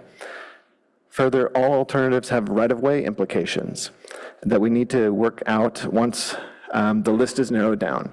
We have known from the very beginning that this would be a challenge for the project just due to the physical nature of land use on either side of the railroad tracks in the southern portion of the city. And to address this challenge as a public agency, we want this to be a public process, and we want to be transparent about the trade-offs and challenges associated with each alternative. We understand that there are trade-offs between the alternatives, and I just want to emphasize that there is much more community engagement and technical design work that will be needed once the locations and basic design concepts have been selected to move forward. Next slide, please. Shown on your screen are the locations of each crossing alternative, along with the city's suggested walking and cycling routes. That's the light green line, and the public school locations for context. Next slide, please. Shown on your screen are the 8 preliminary concept designs. As you review the concept designs, I would recommend focusing your feedback on basic design concepts associated with each alternative, which is the location and what do we do at Alma Street? Do we tunnel under Alma Street, or do we add some kind of at-grade crossing and a new signal or some other type of treatment to cross Alma Street? There are many variations associated with each alternative that will need to be worked out with the community during future phases of work. And the goal, again, of this project is to get community consensus on which location and basic design concept to advance further. Hopefully that helps to focus your attention this evening as we're looking to gather this type of feedback from City Council. And of course, happy to discuss either of these alternatives a bit further. If you would like, just feel free to ask during the question and discussion portion. Next slide, please. This slide summarizes the results of the alternatives analysis, which evaluates each of the alternatives using the evaluation criteria that was created for this project. Higher scores are shown in black, represent stronger alignment with community values, whereas lower scores are shown in light gray, indicating weaker alignment. Results are just one of several considerations in the process of selecting alternatives, but we believe that this was a good starting point to provide the community and decision makers with the information that they would need to start to make these types of decisions. Additional information on the evaluation criteria and the analysis methods is included in attachment B of the alternatives analysis, and that's starting on packet page 715. Regarding the demand evaluation criteria, I wanted to clarify that the walking and biking trip estimates prepared for each alternative account for 3 main things. 1, the future land use and population increase, accounting for the year 2031. This accounts for a housing element, the approved housing element growth in this portion of the city. 2, route shifting. So you can think of this as existing walking and biking trips that are crossing the railroad tracks, now using a new crossing. And 3, mode shift. So actually changing modes. So existing driving trips, changing to walking and biking trips as a result of this crossing. The details of those calculations, again, are included in your agenda packet. Regarding the parcel impacts evaluation criteria shown on your screen, I wanted to clarify that this included really a qualitative assessment that simply overlaid the conceptual designs on maps to determine the level of impact associated with each alternative. Impacts ranged from parcel impacts, which is we've defined as no impact on existing buildings, to a full parcel impact on 2 or more parcels. So just to summarize the information that's shown here, and again, including in the details of the alternatives analysis, alternatives A, G, and H had partial parcel impacts affecting mostly existing parking lots and driveways. Alternatives D, E, and F had full parcel impacts on 1 parcel, and alternatives B and C had full parcel impacts on 2 parcels. Please keep in mind that we've used the metric parcel for this assessment, which does not include details on the number of dwelling units associated with each parcel, and doesn't account for whether those parcels included private homes and ADUs and things of that sort. Also, please keep in mind that the analysis relied on conceptual designs that are still very high level and will be refined as the project moves forward. So these impacts are subject to change as more information becomes available. Happy to talk through this in more detail if you like. Next slide, please. Shown on your screen is an overview of the tools and activities that we have used to engage with the community during phase 2. Again, I won't go into all of this now because it's summarized in your staff report, but happy to expand on any of this if you like. Next slide, please. This slide is intended to clarify that if more than 2 alternatives are advanced this evening, we will go back to payback PTC Rail Committee in early 2026 with a request to make a recommendation to council on up to 2 alternatives to advance further. And then we've tentatively have the March 2nd meeting planned to come back to council with a request for council to select up to 2 alternatives. If 2 or less alternatives are advanced this evening, then we'll determine phase 2 of the project to be complete, and the project team will proceed with the next phases of the project. Next slide, please. This slide summarizes the community feedback that we've received to date during phase 2. Again, I won't go into all the details here since it is included in your agenda packet and it's included here on the screen for you to read, but happy to talk through this if that's helpful. In short, we've seen the most support for alternatives A, B, and H with interest in alternative J. We've also been gathering specific feedback for each of these alternatives, and that's all described on this slide here, as well as your agenda packet. Next slide, please. We're also finding the least amount of support for alternatives D, E, and F. And then finally, we're gathering a lot of great feedback on specific design elements that we plan to carry forward once alternatives are selected for further refinement. Next slide. I believe this is my last slide. This is really just a repeat from earlier, summarizes the recommendation presented to you this evening. This completes staff presentation. Looking forward to discussion and happy to take any questions. Thank you. Okay, thanks very much. I'd like to get a report out from the Rail Committee with Councilmember Byrd as the chair. Thank you. So when the staff and consultants came forward with the 8 different alternatives, as Charlie had stated, staff was hoping we'd narrow it down. And as we went through them one by one, we found advantages that were very strong for one and problems with pretty much all the others. Starting was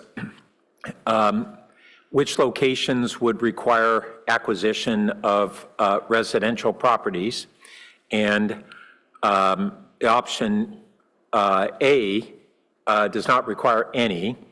And we looked, as Charlie said, we also have this whole series of city council policy directions going back almost 20 years that have identified the need for a crossing in the vicinity of Matadero Creek. Exactly where was to be determined. Back in 2016, I think it was, there was a significant, 2015 or 16, a significant staff analysis on looking at Loma Verde to be a significant bicycle corridor. And there were 2 reasons why it was pushed back, even aside from being able to cross the tracks there. One is that it would necessitate, actually 3 reasons, necessitate removal of on-street parking on one side of Loma Verde to put in the bike lanes, as I recall. Second, lots of curb cuts, homes there, so you have a bike lane that would be up against driveways cutting across it. And third, putting the bikes on the same street as a lot of cars. What the Rail Committee found really attractive about this one is that from the west side, it would be a portion of a commercial property, parking lot that would need to be acquired. On the east side, the preference roughly anticipated, as Charlie said, this is still conceptual, but to go on a low traffic volume residential street. It's been referred to as El Dorado, but that's kind of the tentative location they had identified at the conceptual level. We discussed that it really has other possibilities. It might be El Carmelo. It might be some combination of El Carmelo and even the Valley Water right-of-way next to the creek. Back in, I think, 2014, the city did a whole pop-up looking at whether there could be a bike path from Alma all the way down to Cowper in that waterway corridor, and there were problems doing it the length of there, but there were segments that there weren't problems. And so utilizing a segment might be a possibility. All that is yet to be determined. As we've seen on, and we'll see more in another week, but on the grade separations, we had conceptual drawings, and we had a bunch of issues on impacts. And as we've moved forward to the 5 to 10% design, the engineers have been able to greatly reduce the impacts, and they're continuing to work on that. I would anticipate that that would be part of this process too, is trying to figure out which street on the east side or which route would be the most favorable one. And that, so in my mind, that part isn't determined. We have a tentative location that was identified as El Dorado, but that's not cast in stone at this point in time. The other thing that was very favorable about this approximate location is it connects with the bike route through the NVCAP area, and then out to El Camino. So we have all the new housing in the NVCAP area, a new park in the NVCAP area, all the new housing in NVCAP and housing on El Camino here, in addition to being able to connect this potentially all the way out to the Ballpark Path, as we discussed in our last item, serving the Stanford Research Park from all Midtown and Gunn High School and other schools. As we have all of these new families and new children in the NVCAP area and on El Camino, the school district will be looking at boundaries for where those kids will go to school. As you add a couple thousand housing units, they're going to have to figure out what will be the right locations. But one of the big problems for people who live in the Ventura area is their kids have always needed to either cross the railroad tracks to get to school or cross El Camino to get to school. And this potentially would eliminate that. The other consideration is in the staff proposal, they had used as a scenario where option A would have a signal at Alma and then go under the tracks. B and C would, if I recall correctly, would go under Alma and the tracks. And in our discussion of the Rail Committee, it was clarified that we can mix and match those. And basically, we could go under Alma with all of any of these, or for that matter, we could choose to not go under Alma with any of them. My personal preference would be to go under Alma at the option A location. So I think that covers what our discussion was and how we kind of ended up zeroing in on a focus for this option A, and to really prioritize getting it done, getting one done. It's the longest stretch in the city without any ability to cross the tracks. The Cal Ave underpass is the closest to the north, and it is a narrow, steep 12% grade that would never be built today. So it's not an ideal underpass, but this really opens up all that section of the city to having mobility, bikes and peds on really connecting Palo Alto, as our original rail plan was called. And then the last consideration is that by focusing on getting one of these underpasses done, we would hope to have it complete before construction would start on whatever we do at Charleston and Meadow. So that even though the designers, when we had with AECOM on Charleston Meadow, they had said, well, the intention is to continue to have bike and ped crossing during construction. This is a massive construction project that would happen. And if we can provide a really excellent, safe route, instead of having students and others go through that big construction site, that would be really favorable. So that's kind of the tentative thinking that we have, is really accelerate getting this one accomplishment, even ahead of beginning the construction of the vehicular crossing. Thanks. Councilor Lithgott-Hames, you want to add? Yeah, I just wanted to add to what Councilmember Burt said. You know, when you look at these 8 options, north to south, roughly speaking, toward the southern end, you know, San Antonio is an entirely different beast. There's so much going to be happening there with the area plan. This doesn't seem like the moment to be thinking about adding a tunnel in down there. Also not clear that anybody living on San Antonio is going to need a tunnel to get across right there. Then you go a little bit farther north, and you've got the options near Meadow and Charleston, and with the grade separation likely coming, it doesn't seem to make sense to put it there. So that left us with A, B, and C. And the trouble with B and C is that it looks like it was 2 full two full takings, whereas A required none. And so I think that was really important for us. Councilmember Burt also made an important point about the grade, the slope of the tunnel path, and you know what's proposed versus what's possible. There was a more conservative grade articulated in the staff report. So we just talked about what was proposed, what ADA requires, you know, and we could maybe even impact less property if property impacts turn out to be an issue, if we went to a little bit of a steeper slope. So there are tons of variables here, but it's kind of funny that, you know, we somehow went from 8 options to 1 on rail. It just seemed to coalesce around option A with its 2 variables.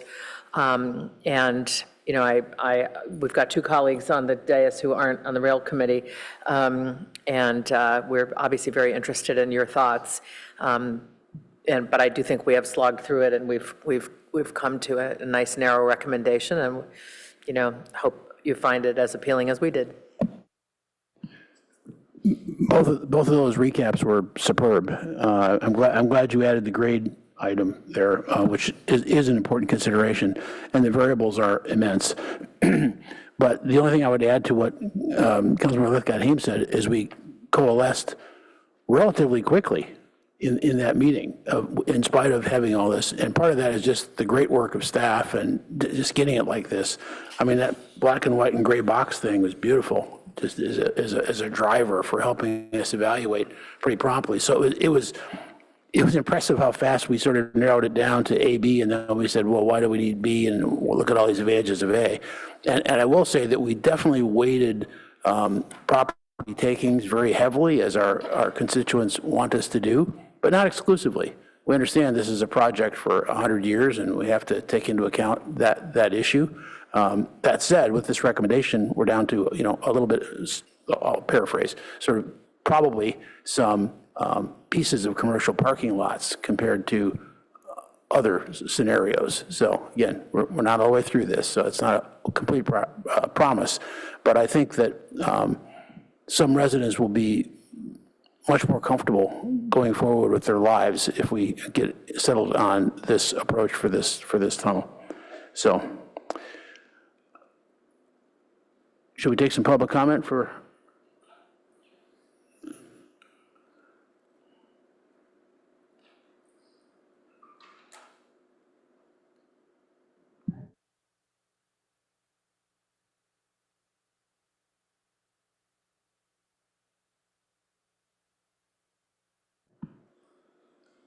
Okay, let's make efforts to do 2 minutes, but I understand if you need to go over. Yeah, if it goes over a little bit, that's fine. But our first speaker is Penny E. Good evening again, Penny Elson here. I want to start by thanking Mr. Coles for his excellent work on this project. I think he's been very careful and thoughtful in his work, and I appreciate it very much. I was pretty happy to see A2 pop up. I like the Park Boulevard landing of the El Dorado concept initially. I was concerned that the first concept did not provide a grade-separated crossing of Alma, because the speeds at that location are much higher than we see at the Homer Tunnel location. I agree that this will provide connectivity for a growing Ventura, El Camino area, and Charleston Meadow, and growing neighborhoods in the southwest quadrant, west of El Camino Real, to get to Midtown, and the southeast quadrant services and bike routes. That said, let's see. So I guess I'm just going to say that one kind of rises to the top for me, and I would like to add that I think it's going to be a very long detour for kids from the South Palo Alto, where I live, to get. So let's make sure those other grade crossings, we've got a plan to get kids to school the normal way, that this isn't the only plan. All right, and then, so that's my first choice, would be the El Dorado Tunnel A2. And then my second project that I liked was Fern Avenue. I sort of view this one, as I was looking at it, I started thinking about school routes, and I'm not exactly sure where the kids who live in the Sarup area are going to go to school. But this provides a very nice back route into the San Antonio Shopping Center from San Antonio Avenue. Your time is up. Oh. Okay, then. if you've got a lot more to say, I said you can have a liberal 2 minutes if you want a bit more. Okay, all right, well, thank you for that. So I think that it provides a nice back route from the Sarup area into Del Medio and the streets that connect to it that go to Los Altos schools. We have some existing school routes for Palo Alto students who currently attend Los Altos schools. And it might connect to some Mountain View schools, and I don't know the answer because we don't know where those kids are going yet. So that's important. And I also wanted to comment on one particular project I really don't like at all, which is the one that goes on the San Antonio overpass. I think it's H. And I'm going to simply say that this is an overpass that was designed for motor vehicles, not for bicycles. It's a place that, most of you know I bike a lot, and I'm a reasonably skilled bicyclist, and this is not a place I'd be comfortable riding with as a mom. When I went to San Antonio Shopping Center, I took my kids and I was grocery shopping. I was carrying loads. And the people who live in the San Antonio area, if we want to take advantage of that demand that Mr. Coles was talking about earlier, I think it's going to be super important that we give people a route that moms and dads with small children who are carrying loads of groceries can do. And they can't be the super skilled bicyclists. They have to be kind of the everyday people who are riding for the first time. Thanks. Our next speaker is Ken J. I'd like to echo Penny's comments about the staff report. I think they did a great job. I can also say I completely understand why the Rail Committee endorsed Alternative A. The one question that comes to my mind, though, is whether Charleston and Meadow during grade separation are going to be closed simultaneously. And if that is the case, I think you have to really think about how far people are going to have to go to get over to El Dorado. I understand its attractions, but it's a long detour. Thank you. Our next speaker is Laura A. Good evening. Once again, my name is Lara Anthony, and I'm a resident and parent of 2 children in Palo Alto schools. I'm also the PTA Council Chair for Safe Routes to School, but I'm speaking as an individual this evening. I strongly support the PTC and staff's recommendation that the city proceed with plans for an underpass at or around El Dorado Avenue, alternative A2. This would greatly enhance safe school route options for our students commuting to Pali and Gunn and several other neighborhood schools. The tunnel needs to take bicyclists and pedestrians under Alma as well as the tracks. Alma operates like an expressway in this part of Palo Alto, where vehicle speeds typically exceed 40 miles an hour, and the signalized multi-lane intersection configuration proposed in alternative A1 presents sightline problems. If the signal changes while someone is in the intersection, sightlines of shorter people on bikes and on foot will be obstructed by stopped or passing vehicles in the multiple lanes. When staff presented this project to the City School Transportation Committee, adding a signal and crossing at El Dorado was compared to crossing Alma at the Homer Tunnel intersection. But a signal near El Dorado would be very different from the Homer-Alma intersection, which is in an urban district. At Homer, there are numerous consecutive traffic lights and a 25-mile-an-hour speed limit. Allowing traffic to move more quickly on Alma south of the downtown district is good for drivers and cyclists because it allows drivers to get to their destinations more quickly while keeping them off residential streets. Please proceed with plans for the underpass at El Dorado, alternative A2, for the safety of our students and community. For students and families to be safe and comfortable using the planned underpass, the design needs to grade separate Alma. A signalized intersection would be insufficient at this intersection for nearly all users. Thank you for your service and for making our community a better, safer place for children, students, families, and our whole community. Our next speaker is Paul A.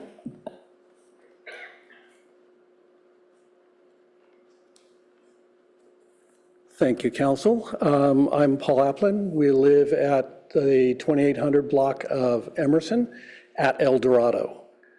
One thing that I think that possibly the team has not taken into consideration is actually the quality and quantity of traffic going through our neighborhood. El Dorado is the narrowest of the streets in our neighborhood. It is used as, in essence, an arterial street, whereas it is designated by the city of Palo Alto as a local street.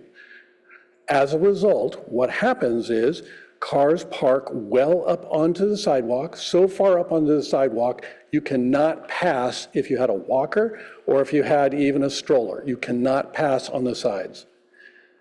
In addition to that, we have a lot of traffic in terms of delivery vehicles. Okay, we have all sorts of other vehicles which are coming through.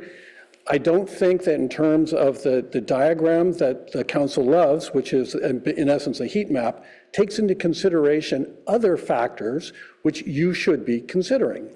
That is, that people on Alma are using El Dorado and Emerson as their parking because they cannot get across Alma to make a turn from their house on Alma. So if they live on Alma, they park down El Dorado, they park on Emerson, okay? So now you have even more cars on El Dorado.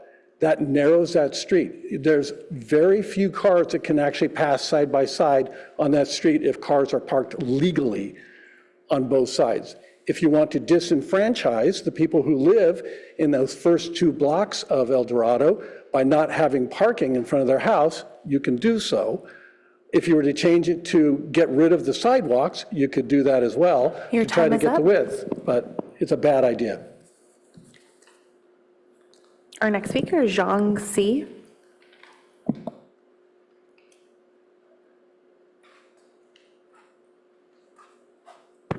Yeah, thank you, committee, for giving me the opportunity to share my comments. I think as we understand, if we want to discuss a solution, the first thing we need to ask actually, is there actually a problem for us to solve? So in this case, actually, I look at the article online. It was cited there is a high demand for building such an underpass. But actually, as a parent of kids, actually, I have kids going to a party, going to JLS. I talked to them, actually, they told me actually none of them actually would use any the proposed underpass. The current one actually, going through Bryan, then through Churchill, then all south actually through Meadows or Charleston, serve the kids very well. So actually, to me, it seems like the needs actually have not been clearly identified. So that's the first question I think I would like the committee to really consider. Then actually, as the stakeholder of the El Dorado neighborhood, I was wondering actually why I'm among the last few to get informed about this ongoing project. So if actually there is a big project going on, or actually the discussion phase going on, then the residents actually get informed probably much earlier. Then we have enough time to look at the pros and cons of each potential alternative. But unfortunately, at least in this case, this has not happened to me or my friends when I asked around. Then thirdly, actually, I would like to echo the comments made by the previous commenters. If you look at the situation of El Dorado, it's a very narrow street. Some of my friends, actually, they experienced, the incidents where they parked their car along the street, actually, their side view mirrors actually were knocked off by passing traffic. So to me, actually, I think, if we want to really consider any alternative, we need to consider the pros and the cons. And as such, then all the stakeholders, including residents of affected neighborhood, actually, they should be given enough time to look into this before the committee can arrive at informed decision. Yeah, thank you. Your time is up. Our next speaker is David H.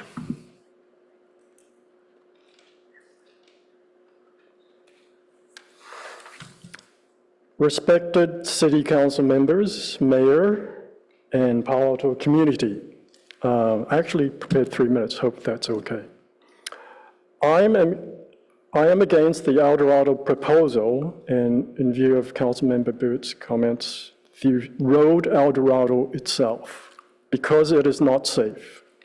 I am a Midtown resident. I use the El Dorado and Alma intersection regularly. Currently, with cars parked on both sides of El Dorado, it is a tight squeeze for two-way traffic to enter and exit Alma. There is no room for bike lanes. This is a high-stress intersection which opposes a stated priority of the project, which is to provide low-stress access. The supporting facts for my claim are that, number one, El Dorado is a 27 feet wide street, and it is the narrowest road in all of the 8 proposals. By comparison, Loma Verde is 42 feet. El Camelo is 36 feet. Number 2, fatalities. The existing conditions report for this project already stated that 1 death out of a total of 2 in the 2018 to 2022 period was due to collision on El Dorado Avenue. Number 3, the Phase 1 Community Engagement Report for this project already stated that the City School Transportation Safety Committee expressed concern about narrow streets. In contrast, Loma Verde, that is Proposal B, is a far superior alternative for safety. To quantify and compare these concerns, I asked an expert, ChatGPT. I asked the following question: how much safer is a 40-foot wide two-way street with bike lanes versus a 27-foot wide two-way street with bike lanes when intersecting a 35-mile-per-hour expressway with two-way traffic? ChatGPT's summary answer was yes, a 40-foot street with bike lanes is meaningfully safer than a 27-foot street when crossing or meeting a 35-mile-per-hour two-way expressway. Expect roughly 20 to 40% lower conflicts and closed passes, and a strong potential to reduce crash frequency further if the extra width is used for buffers, turn lanes, and refuge islands. Google AI gave a similar answer. Please These answers, may I continue? You're up to almost 4 minutes now. Oh, Did you say 3? Okay, I'm sorry. Yeah. Google AI also gave a similar answer. These answers from AI should be traced down and verified. If they are believable, then given all these facts and considerations, why not invest in a superior proposal, that is Loma Verde Proposal B, that would provide safety gains for our children and the Palo Alto community as a whole? Thank you. Our next speaker is Ward. Hi, everybody. Ward Thomas, Ventura neighborhood resident. I was here a few months back to talk at the city council meeting about not taking our neighbors' houses with any of these alternatives. So it's nice to see that A is being considered as the primary. I was advocating for A, G, and H when I was here last time. My concern is that alternative A is so close to Cal Ave tunnel already. So if you're a biker, it's going to take you 2 to 3 minutes on one side and then 2 or 3 minutes on the other side to get to the same place where this tunnel is proposed to go under. So not a big delta when it comes to biking. It was brought up earlier about all the kids having to go all the way from one side of the South Palo Alto to go to this to get across, which is a concern. I do appreciate alternative A connects to the old Fry site, which is awesome. And also I appreciate that we're not considering taking people's houses like alternative B would, that was just discussed earlier, as well as be super expensive when it comes to buying those people's houses. One of the goals discussed tonight was to make sure that this was in place, ready to rock and roll before we shut down Meadow and or Charleston for that road work that needs to be done for the train. I believe there are alternatives that have been looked at, but not in deeper detail, that are not on these list of 8 here. Examples are, how do we use our stormwater right-of-ways to avoid taking people's homes and put them close to the tracks and then find a way to get underneath the tracks? And there are alternatives that pop up on the other side of the track and then use signals to get across Alma. This is going from Park over to Alma. There's also apartment complexes on Park that have really big driveways that you could take one of those driveways and still leave 2 other driveways for people to get in and out of their apartment complex. And there's a couple of different places along Park Boulevard that you could actually do that were looked at but not in detail with the proposal, and they did not make the top 8. I know my time is coming up here, so in closing, this is going to cost a lot of money, right, to do this project. So why do it for a gain of a few minutes bike ride or a little bit longer walk if you're walking that way? Let's find a real good use of money to put this tunnel where it needs to be versus just half a mile away from the current Cal Ave tunnel. Yeah, that's it. Thank you. Our next speaker is Rebecca E.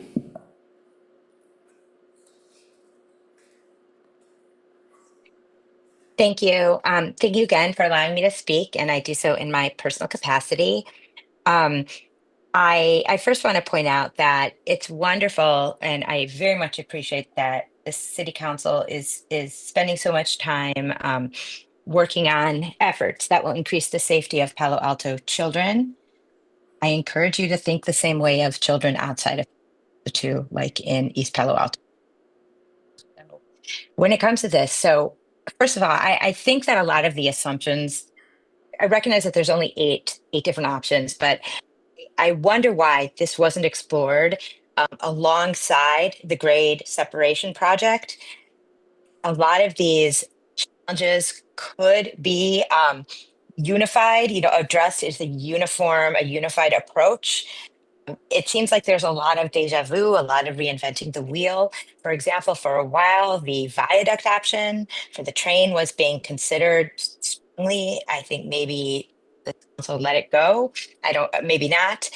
that actually would by itself connect both the eastern and western sides of the city, making it just a huge improvement in safety for the students, while also eliminating so much traffic blockages that happen because of our city being divided in half by these train tracks. Additionally, our city is also being divided in half by this freeway called Alma. And I feel like I've been waiting since the 80s, when I was here for Stanford, to actually have a Palo Alto that would prioritize human beings over cars. Why do we just need to protect Alma in its current form so much when there are two freeways on either side? I think we need to simply put more stoplights in Alma. I have more to say, so if you could give me just 30 more seconds, I'll be quick. Most of all, we know what the harm is here. We know what causes the danger here, what harms children, what kills children, and that is the use of operated automobiles. And we are taking very little steps to replace the use of cars, except, I guess, with bikes, but for people who are not capable of biking, which is like anyone with small children, anyone with pets, anyone going grocery shopping, biking is really not the answer for most people. Also used to have electric shuttles. Shuttles take cars off the road. Mountain View has shuttles paid for by Google. We could have shuttles paid for by Tesla. We need to do everything we can to reduce cars on the road. And that is, I encourage the city council and the planners to think more globally about this, unify the planning with the grade separation, consider the overpass. Thank you very much. I mean, that viaduct. Thank you. Okay, we return to council for other questions of staff or comments. Vice Mayor Vinker. Okay, so since I'm one of two on the dais that hasn't sat through rail and I'm trying to play catch up here, I'll give it a shot, and hopefully you'll all bear with me and help me out. Generally, well, first of all, thank you all for digging through all this in the detail. It made it a lot easier tonight, both staff and my colleagues on rail. So do really, really appreciate the development of these alternatives. And I'm just going to sort of start with the group and work my way in. So I do agree with the recommendations eliminating D, E, and F from staff, and I also agree with the rail committee that for now we should eliminate G and H. C seems to be a problem because it takes parcels and it's not grade separated, right? So you have two problems there. So that leaves A and B, and now A2 also. So I was leaning to A for the same reasons that it sounds like the committee was, that we really don't want to take parcels if at all avoidable. But I really didn't like the at-grade crossing, so thank you for figuring out the A2, which, initially I'm excited to see added to this list. But I do have a couple questions since I'm taking a fresh look at this. I want to hear just a little bit more about B, because I do really like that connection under Alma. But also, there are a few other things I like that I guess my question's going to be, do you know yet if they would also be true of A2? So the things I also liked about B was it said it was the most direct connection to bike paths. It was also high ranking for personal security because it was, they said, the shortest and most direct tunnels, and it would be a short construction time. So those three things, do we yet have any sense of how that would compare with a tunnel up at A? Connection to bike paths, personal security, and construction time? Yeah, thank you for that. I can start, and then I can tee up our consultants on the line just to help kind of discuss the personal security aspects and the short construction time as well, because I believe some of that information is included in the report. Probably is. I tried my best. It will take me a minute to kind of dig through, but I'll just go from memory here. In terms of the question on connecting to kind of providing the most direct routes, I think they are similar, and just also recognizing that part of this project will be to come up with the package of neighboring bicycle and pedestrian improvements that would go along with the crossing. So once we have a location set and we've sort of started getting a bit more consensus on the basic design concepts of, what do we do at Alma, then we're going to be looking towards the 15% designs, and as part of that will be additional improvements to get to and from that future crossing. In terms of personal security, I would need to kind of dig into that. Maybe Ria knows more about how we've kind of defined that a bit more. But it's really a lot about visibility and how open does that tunnel feel, and how easy is it for someone to kind of take a look in there and see if there's anything activities that we wouldn't want to be happening. And so the similar, we see similar types of designs between alternative A and alternative B. That's what I was hoping. Yeah, the staff report says shortest and most direct tunnels without those 90-degree turns. So to your point, you can see. And it's a real thing because, we know there was an attack at the Cal Ave tunnel not too long ago. And is it roughly the same length that we anticipate at A and B as the Cal Ave tunnels? So the lengths will be different. So the rights of way, the Caltrain right of way does vary along the corridor. Mm-hmm. And so that's a big piece of that will actually define the length of the tunnel. The offset of Alma Street and the amount of space between the Caltrain tracks and Alma Street, there's a planted buffer there that will also increase or decrease the length of the tunnel. But I would say in general they're fairly similar. Okay. All right. Yeah, and width-wise, how does it compare to Cal Ave? So Cal Ave, I believe that Cal Ave does not meet kind of our current ADA standards. So when you use Cal Ave today, its width is, I don't know, somewhere less than 10 feet or so, I would say. That's correct. Maria Hooter-Barrett, Chief Transportation Official. The ADA standards relate to the grade as well. So Cal Ave is steeper than what is currently the ADA standards, which means it's also a little shorter, which is why we have, more of a kind of winding route for a lot of these ideas here. So does that mean then the others are likely longer than Cal Ave? Yes, so, Cal Ave comes straight up and is able to to conform to the street level pretty quickly. Right. Because it's so steep. Yeah, and the reason I ask is that the longer they are, the more I care about visibility and turns and that kind of thing for personal security. I have other questions, Mr. Mayor, but I'm over my time. I can go ahead? Okay. And then I just want to be clear, though, B, though, affects 2 properties on the west side, is that correct? And are they residential or commercial? Those are residential properties, and we've identified 2, but it could be more. And again, this was something that was discussed during the rail committee meeting, was one thing we haven't really looked at is just the constructability of this. So we're really kind of showing a footprint, but later down the line, we're going to look at the space that would be needed to actually get equipment in there to construct these things. And a lot of that has to do with many other factors and just information that we don't have access to at this point. So it could even be worse.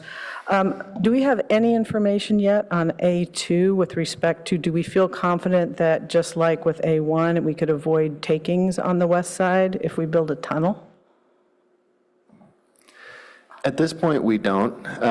It's been discussed today that the right-of-way of El Dorado is narrower than Loma Verde. So I would expect as we look to extend the tunnel under Alma Street and connect into El Dorado, we'll need to look at a couple different variations to see where we reduce, or where the limited number of impacts to property in that area. So that would include impacts to driveways, include impacts to parcels as well. So there could be at least partial impacts on the east side. I was actually thinking about the west side.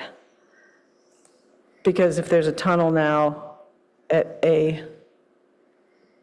So all of the options have some sort of property impact. Yeah. And that's not necessarily a taking, it could be a friendly purchase. Yes, okay. Sorry, yes, I shouldn't say that. I meant it in the colloquial taking property, not, or requiring property, not as in a legal sense. But thank you for that. What I'm trying to figure out is if we dispense with B, are we really making up the ground we hope with A in terms of avoiding implicating property? And with the tunnel, but I guess it's the same. It's the same on the west side. Is that right? It would be the same with A2. Because it's just the tunnel just is under Alma, right? So it's the right. Yeah. So that's sort of the assumptions at this point, that the tunnel, again, it could stay relatively in that same location, and we just look to see what other configurations we can do on the east side if we're tunneling under Alma. But again, just recognizing that these designs can be moved around. So we may, as we kind of go down this path of exploring A2, we may look at other connections to El Carmelo, and how do we make that all work with moving that tunnel around? Okay, then my last question, if I can ask one more, okay, is just that, there was some mention that perhaps it could be El Carmelo instead of El Dorado. One of the things that, is so unusual about El Dorado, besides well, actually, let me just ask you, do we know if El Carmelo and El Dorado are both narrow, or is only El Dorado narrow?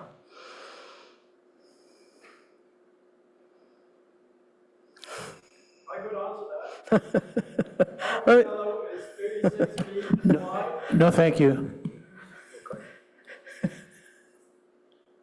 If you want to look that up, I have another question while you're looking that up. But the cul-de-sacs on El Dorado are unusual. And, I guess it's good because you don't have through streets, but it's bad because the folks can't get out at the other end, and they would have to go where the bikes were coming along El Dorado to use whether we did an underpass or a crossing with a light. And it looks like that's true on El Carmelo, too. So is that right? And would that be a wash either way, so that we don't get away from the cul-de-sac problem if we go to El Carmelo? Or the cul-de-sac, I shouldn't call it a problem, but. I'm sorry, can you repeat your comment about cul-de-sacs? I wasn't quite following. Sure. So we've got several cul-de-sacs off of El Dorado. It's been raised that could be a bad thing because people can't get out at the other end, and they're necessarily going to be coming onto El Dorado where the bikeway is. But there's an argument it's a good thing because you're not going to have a lot of through traffic, right? Because it's a cul-de-sac. But to the extent that's a concern, I'm just trying to confirm that we would have a similar concern or not about El Carmelo, because I think it's the other side of the things. It also has cul-de-sacs, is my point. No? I think so, but yeah, I mean, similar concerns, but it looks like if I'm understanding correctly, those cul-de-sacs are much shorter for El Carmelo. So you have less number of houses. Okay, so it's shorter, thank you. Okay, I'm just trying to understand. Okay, so,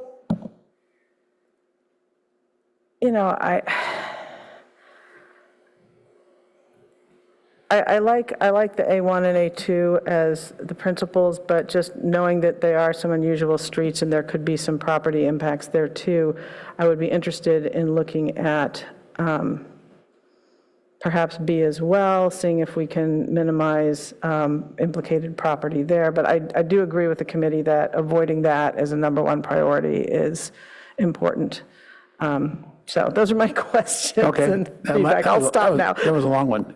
Councilmember Stone? That was helpful. That clarified some things for me as well. I guess just as far as process goes, I agree with the committee, appreciate all the work done, and nice to winnow down 8 to 1. That makes our job so much easier, so I appreciate it. It makes a lot of sense. I guess as far as just moving forward, if we were to advance option A1 and A2, because there's no recommendation from the committee between those two, I understand it. What does that look like? How much more challenging, time-consuming, expensive? Because I agree with Councilmember Burt's point about the speed of this to be able to get this done before grade separation would be wonderful. So can you help out on that? Yeah, I can start, and Ria or Sylvia, feel free to kind of chime in here. I think by narrowing the number of alternatives, or at least focusing on one location, really helps us to, not only staff, but decision makers in the community, to focus on variations of specific designs and focusing on that one location and how do we make that location work. So I think that really helps to narrow the focus and prioritize our efforts at that one location. Since we don't have a conceptual design developed for what a alternative A2 would look like, we would need to kind of go back to the team and work through a process of coming up with an alternative that would be similar, kind of following council's direction. And then presenting that to the community to kind of get some feedback and review, and again, recognizing that there are trade-offs with those two alternatives, along with all the trade-offs associated with all 8 alternatives presented this evening, and just kind of go through that process of thinking through what those trade-offs are and understanding the pros and cons, and also thinking through what are ways to mitigate and refine designs to minimize those trade-offs.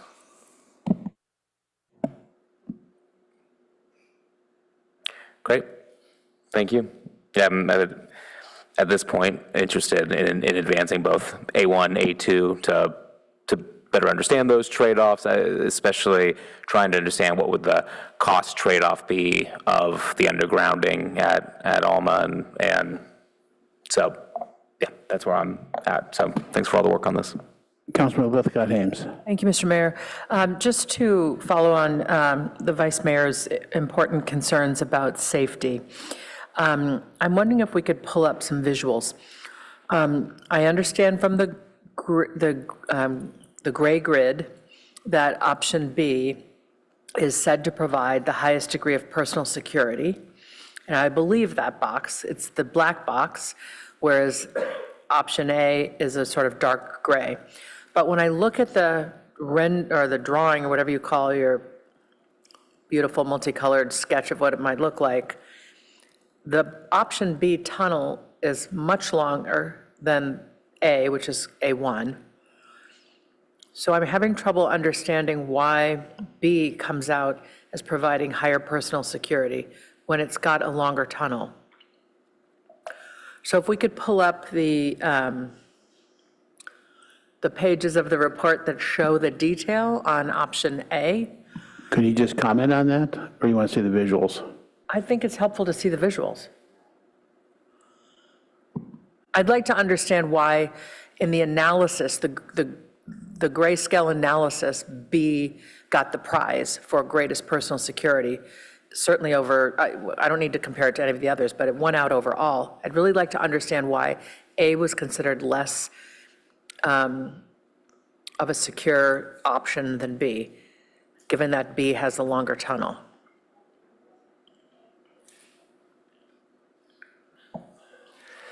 Yeah, I'll tee up Amanda Leahy from Kittleson and Associates, who helped kind of prepare the back-end calculations that went into the graphic that you see. We can also pull up slide 9 from our presentation. That shows the evaluation criteria table. And I think that's what you were looking for. You're also looking for the actual. I don't think we need the evaluation criteria table, because that made clear that B is the one with the greatest personal safety. So what I'd like to see is the one that has the squiggly drawings of, where the tunnel's going to go and then the path, right? Of all 8, or do you just want the one? No, just A and B. Okay. Just A and B. Perfect. Can you, Clerk, would you mind pulling up slide 16? Is it the first 2 slides? Okay. And 17, please?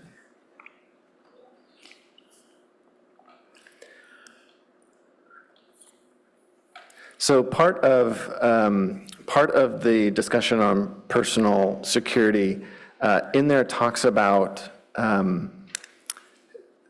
90-degree angles as part of the tunnel design. So when you look at, currently we're looking at alternative A, what this shows is a connection from Park Boulevard and the ramp going down, connecting to the underground tunnel underneath the Caltrain tracks, and then meeting the ramps on the west side of Alma Street. And there needing to be some kind of a 90-degree turn or so for cyclists looking to exit and then connect to the signalized intersection. Whereas when you look at alternative B, you can go to the next slide, please. This is a bit more direct. I'll pause there and see if Amanda Leahy on the line is able to pull up our discussion there and talk more detail to that. Sure. Thanks, Charlie. Hi, everyone. Amanda Leahy with Kittleson here.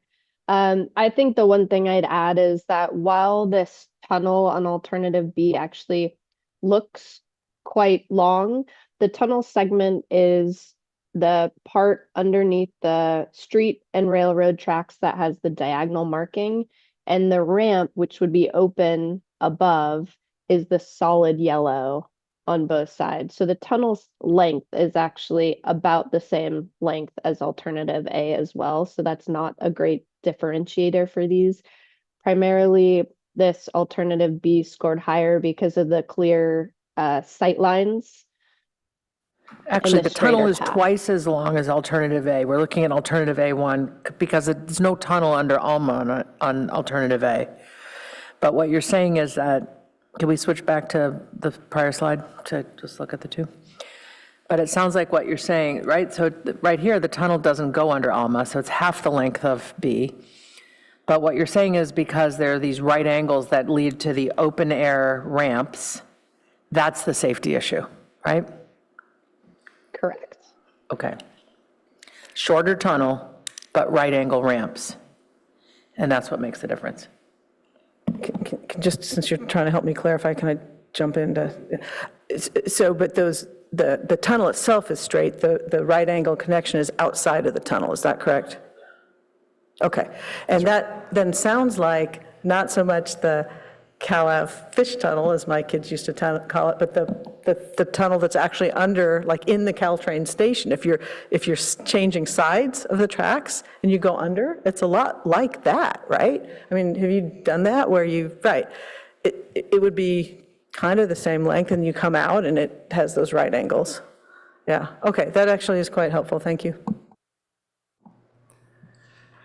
Just as a point of order, I'll also add that if you're looking for more information kind of on the personal security scoring criteria, I would point you to packet page 725. It talks through the process that we went through of trying to rank each of the alternatives. And so it discusses looking at the designs and understanding whether or not there are 90-degree turns within the tunnels, and focusing on what we call crime prevention through environmental design principles. And so looking at the designs and just understanding visibility and opportunities for natural surveillance as being one of the key criteria when we're thinking through personal security. And what do you mean natural surveillance? By the others or by the person walking through?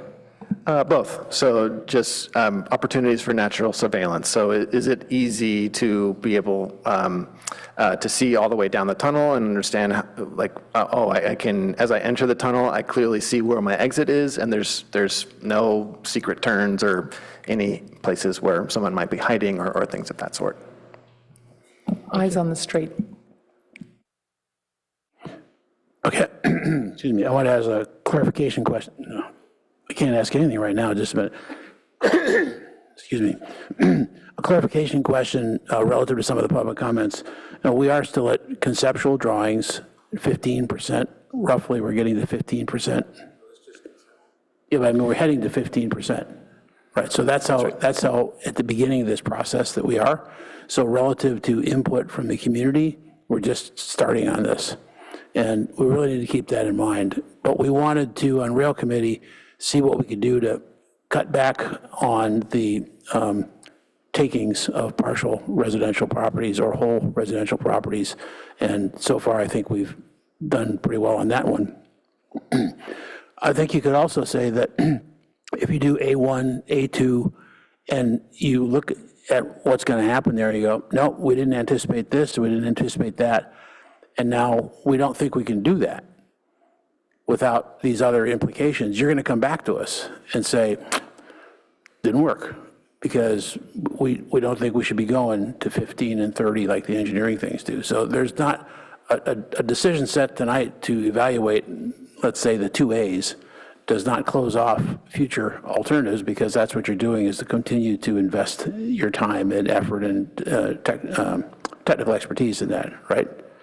Okay, so I just want to clarify that. And secondly, I think it was already more or less clarified, but the California Avenue Tunnel is something that's almost not under consideration right now. So having a new tunnel close to the California Avenue Tunnel is not a very significant consideration, given how obsolete that California Tunnel is. Is that a fair statement?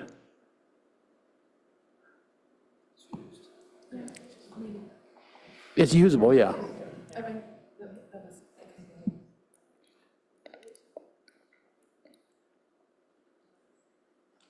So one of the scoring things was to do with proximity. So, so that was kind of part of that trade-off there as well. Okay, but I mean, I'll say it a different way. Thank you for correcting me. We can't live with just that California Avenue Tunnel as substantially for the amount of traffic we're going to have from growth and so on. So, okay, shift over to Councilmember Burt. Yeah, so first, just on what I'd anticipate on the California Avenue Tunnel, with this, if we went with 1B, people who are in Old Palo Alto would, if they'd still, in all likelihood, take the Cal Ave tunnel unless it's just too steep for them or something. So I'd expect it would still be used, and particularly a lot of pedestrians use it and otherwise. I want to offer just a couple other clarifications. The committee did have some issues with some of the other scoring, but we opted to not dig into those weeds, really because it just everything seemed to be pointing toward actually the 1B going under Alma. And then I wanted to also just clarify, because some members of the public were... Councilmember Burt, you meant it seemed to be pointing toward A2, not 1B, A2. I'm sorry. Yeah. A2. Yeah. Yes, sorry. Said it wrong. Sorry. Thank you. Some members of the public were talking about bike lanes on El Dorado. The assumption is that if it's El Dorado or El Carmelo, it would be more of a bike boulevard with some sort of restrictions or filters like we have on Bryant, and to be determined what would be the right ones to allow good access for people to get to their homes, but not to have that be a functional arterial. And then lastly, there was a question by one of the members of the public on whether Charleston and Meadow would be constructed together, and whether there would be bicycle and pedestrian access during that period. What we're going to have discussions in a week on this, but the anticipation is that they would be constructed separately. And the claim is that there would be some bike and ped access even during construction at those locations, although I don't consider it to be ideal by any means, and we'll see what they'd come up with. So it's just a few clarifications. I can make a motion if you want. Did you? Go ahead. Vice Mayor had another comment. I do. I can be quick, but so I got to make sure I get the names and numbers right. So B would take 2 residential properties as best we can tell at this point, knowing we haven't done our engineering, right? So, I don't see how we can do that when we have a couple options we can explore that we hope don't take any. So I have to put that top, but I would really ask that we do our best to, when we look at A2, try to make that tunnel as safe as B. That's a serious thing, I believe, and consideration, especially for having school children as well going through there. I also would like, this is true whether it's A1 or A2, but I'm just curious if staff has any reaction to the fact that we have these cul-de-sacs. Is there any impact? What do you think any impact would be of that? Because it's an unusual situation. Yeah, I'll just say that it's the first time working on this project that I've actually heard that been brought up. So we haven't thought too much about it, but I think we recognize that with the cul-de-sacs, you have potentially less vehicle traffic traveling in this area. And so I think you're creating opportunities for bicycle boulevard type treatments, at least on the what would be the east side connection to a tunnel at that location. Okay, well, I think perhaps just look into that on this next one, because it is unusual. But with that, I mean, would you like to make the motion as chair of here? I'm just going to try for expedition. There's nobody else talking. So I'll go ahead and, actually, no, you should do it. I'm going to. So I will move that we direct staff to focus their next steps of evaluation on option A2.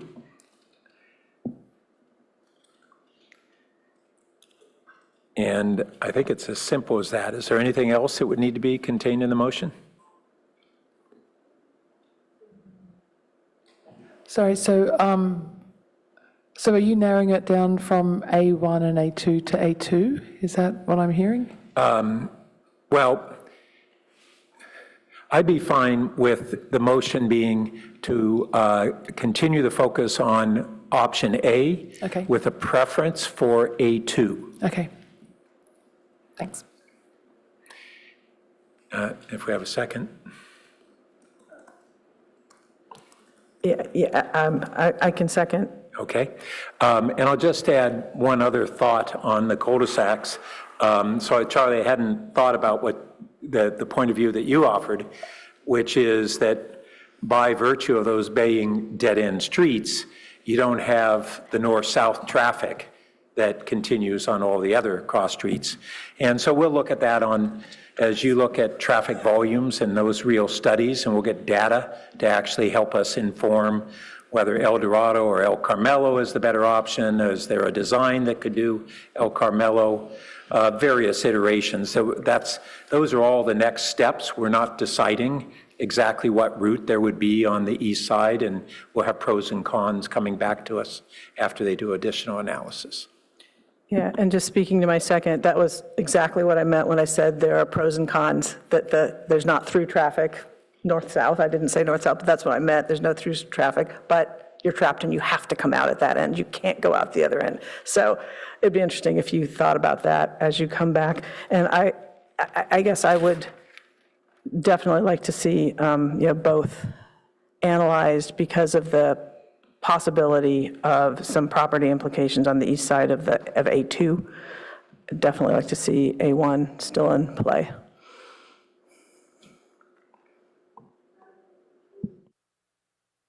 Councilmember Lithcott-Hames. Yeah, I intend to support the motion, and I just want to add that I think it'll be useful for us to see the comparison between A1 and A2, because I imagine the costs are going to be significantly different, and it'll be important for us, even if we do go with the more expensive one, for us to understand what that trade-off was. So I look forward to seeing the development of both. Okay. See no other lights?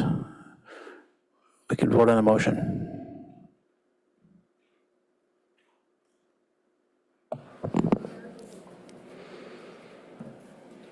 Councilmember Lithcott-Hames? Yes. Councilmember Stone? Yes. Vice Mayor Vinker? Yes. Mayor Lowing? Yes. Councilmember Burt? Yes. Motion carries 5-1-1.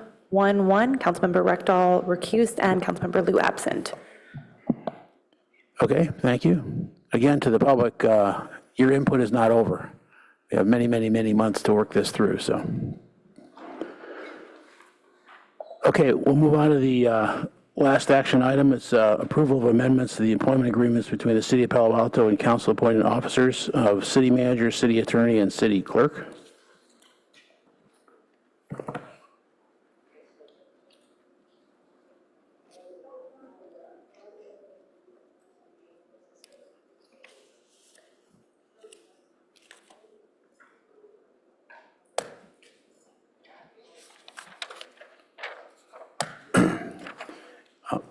Before we take public comment, I just want to outline what happened. This is,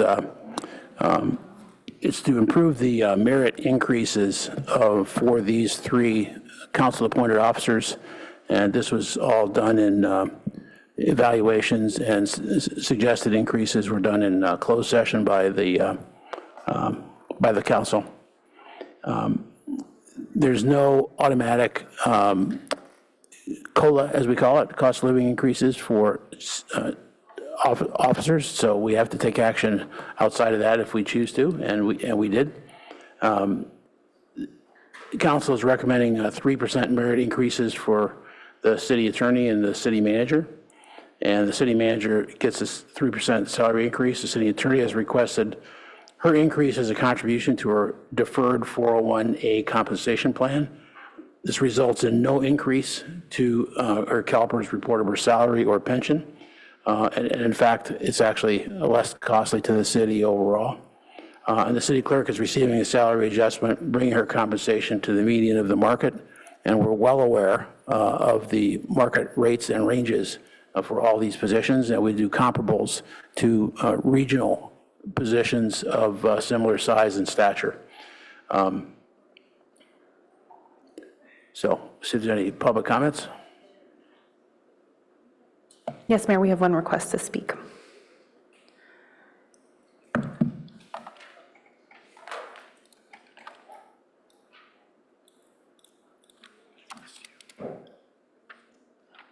Two requests to speak. Our first speaker is Helene G.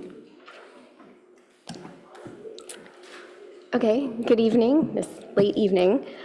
So I'm speaking regarding the proposal to raise city manager's base salary to $435,000 retroactive to July 1st. By publicly available data, this puts our city manager in the top 5 to 10 out of nearly 500 city managers across California, the top 1 to 2% statewide.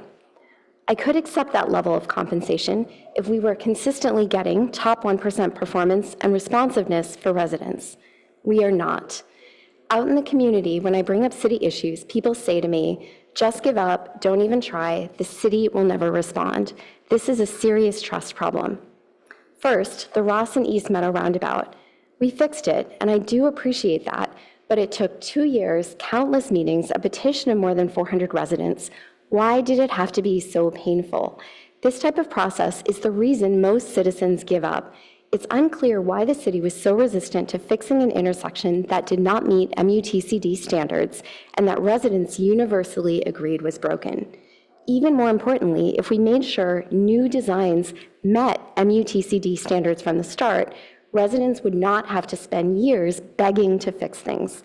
This was a design issue, not a resourcing issue. On daylighting, it has been nearly 2 years since the state law took effect, and we still have 0 curbs painted, 0 tickets issued, 0 warnings issued, and no clear project plans or any timelines. I want to be clear on this. We cannot blame resourcing. The city has had 2 years to get going since the law took effect. 2 years, and yet we have nothing, not even a timeline. This is not what top 1% leadership looks like. On responsiveness, I have 311 tickets that have taken months and required 7 or more escalations, plus involvement from multiple members of the council just to get an answer. And the answer after all of that was no. This wastes your time, it wastes my time, and it highlights the lack of accountability. On strategy and efficiency, we spend millions every year on consultants who produce long and hard to follow reports, such as the recent turf report. Prior to that consulting contract, I stood here and offered to help staff get the information they needed faster, cheaper, and more accurately using AI. Council members were interested and followed up with me, but not a single staff member took me up on my offer. The default remains hire more consultants rather than improve efficiency and innovate, and here we are in Silicon Valley, the hub of innovation. Given all of this, I do not see how a retroactive raise to a top 1% salary is justified right now. It feels like rewarding a non-responsive status quo and is a slap in the face to residents who are trying in good faith to work with the city and keep hitting dead ends. Please, on behalf of residents, let's not reward persistent delays and lack of responsiveness with a retroactive Your time raise. is up. Thank you. Our next speaker is Ward. Hey, everybody. Really quickly, we've talked about resources tonight.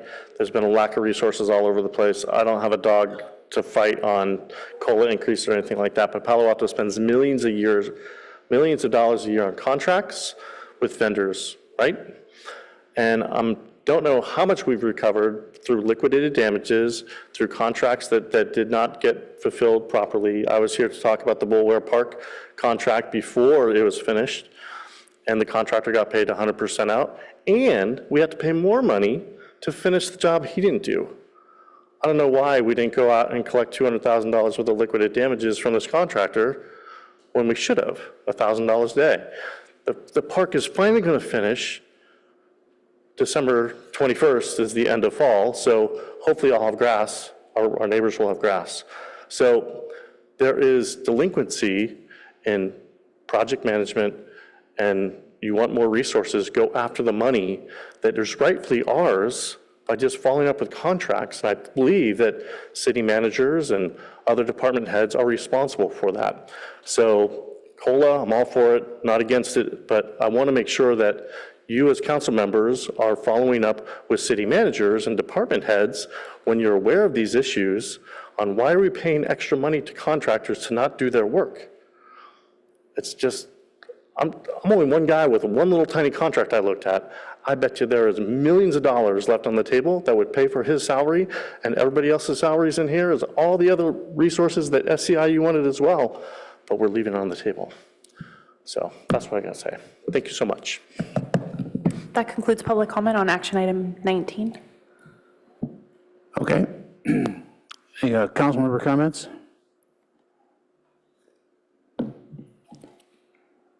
If not, then we need a motion to approve.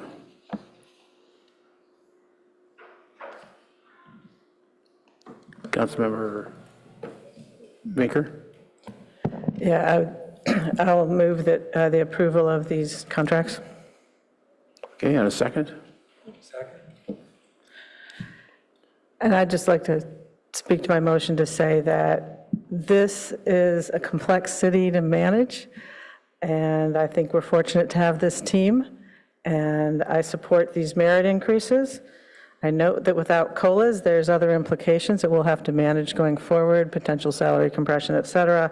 But in terms of the merit, I think it's, I wholeheartedly support it. Seconder? Any other comments? Yes, I'll just. Okay. Oh, okay. Wow, it just came on then. Go ahead. I just want to echo what the Vice Mayor said about support for our council-appointed officers in this manner, and to underscore the complexity that this city brings, and the importance of having top-notch people in all of these roles. And I think we're fortunate to have the folks we have and delighted to see them getting the raises they are. Okay, City Clerk, we will go to a vote. Mayor Lowing, Yes. Councilmember Burt, Councilmember Rechtal, Yes. Councilmember Stone, Yes. Vice Mayor Vinker, Yes. Councilmember Lithcott-Hames. Yes. Motion carries 601, Councilmember Lou absent. Okay, thank you very much. I don't see any other items, so we stand adjourned.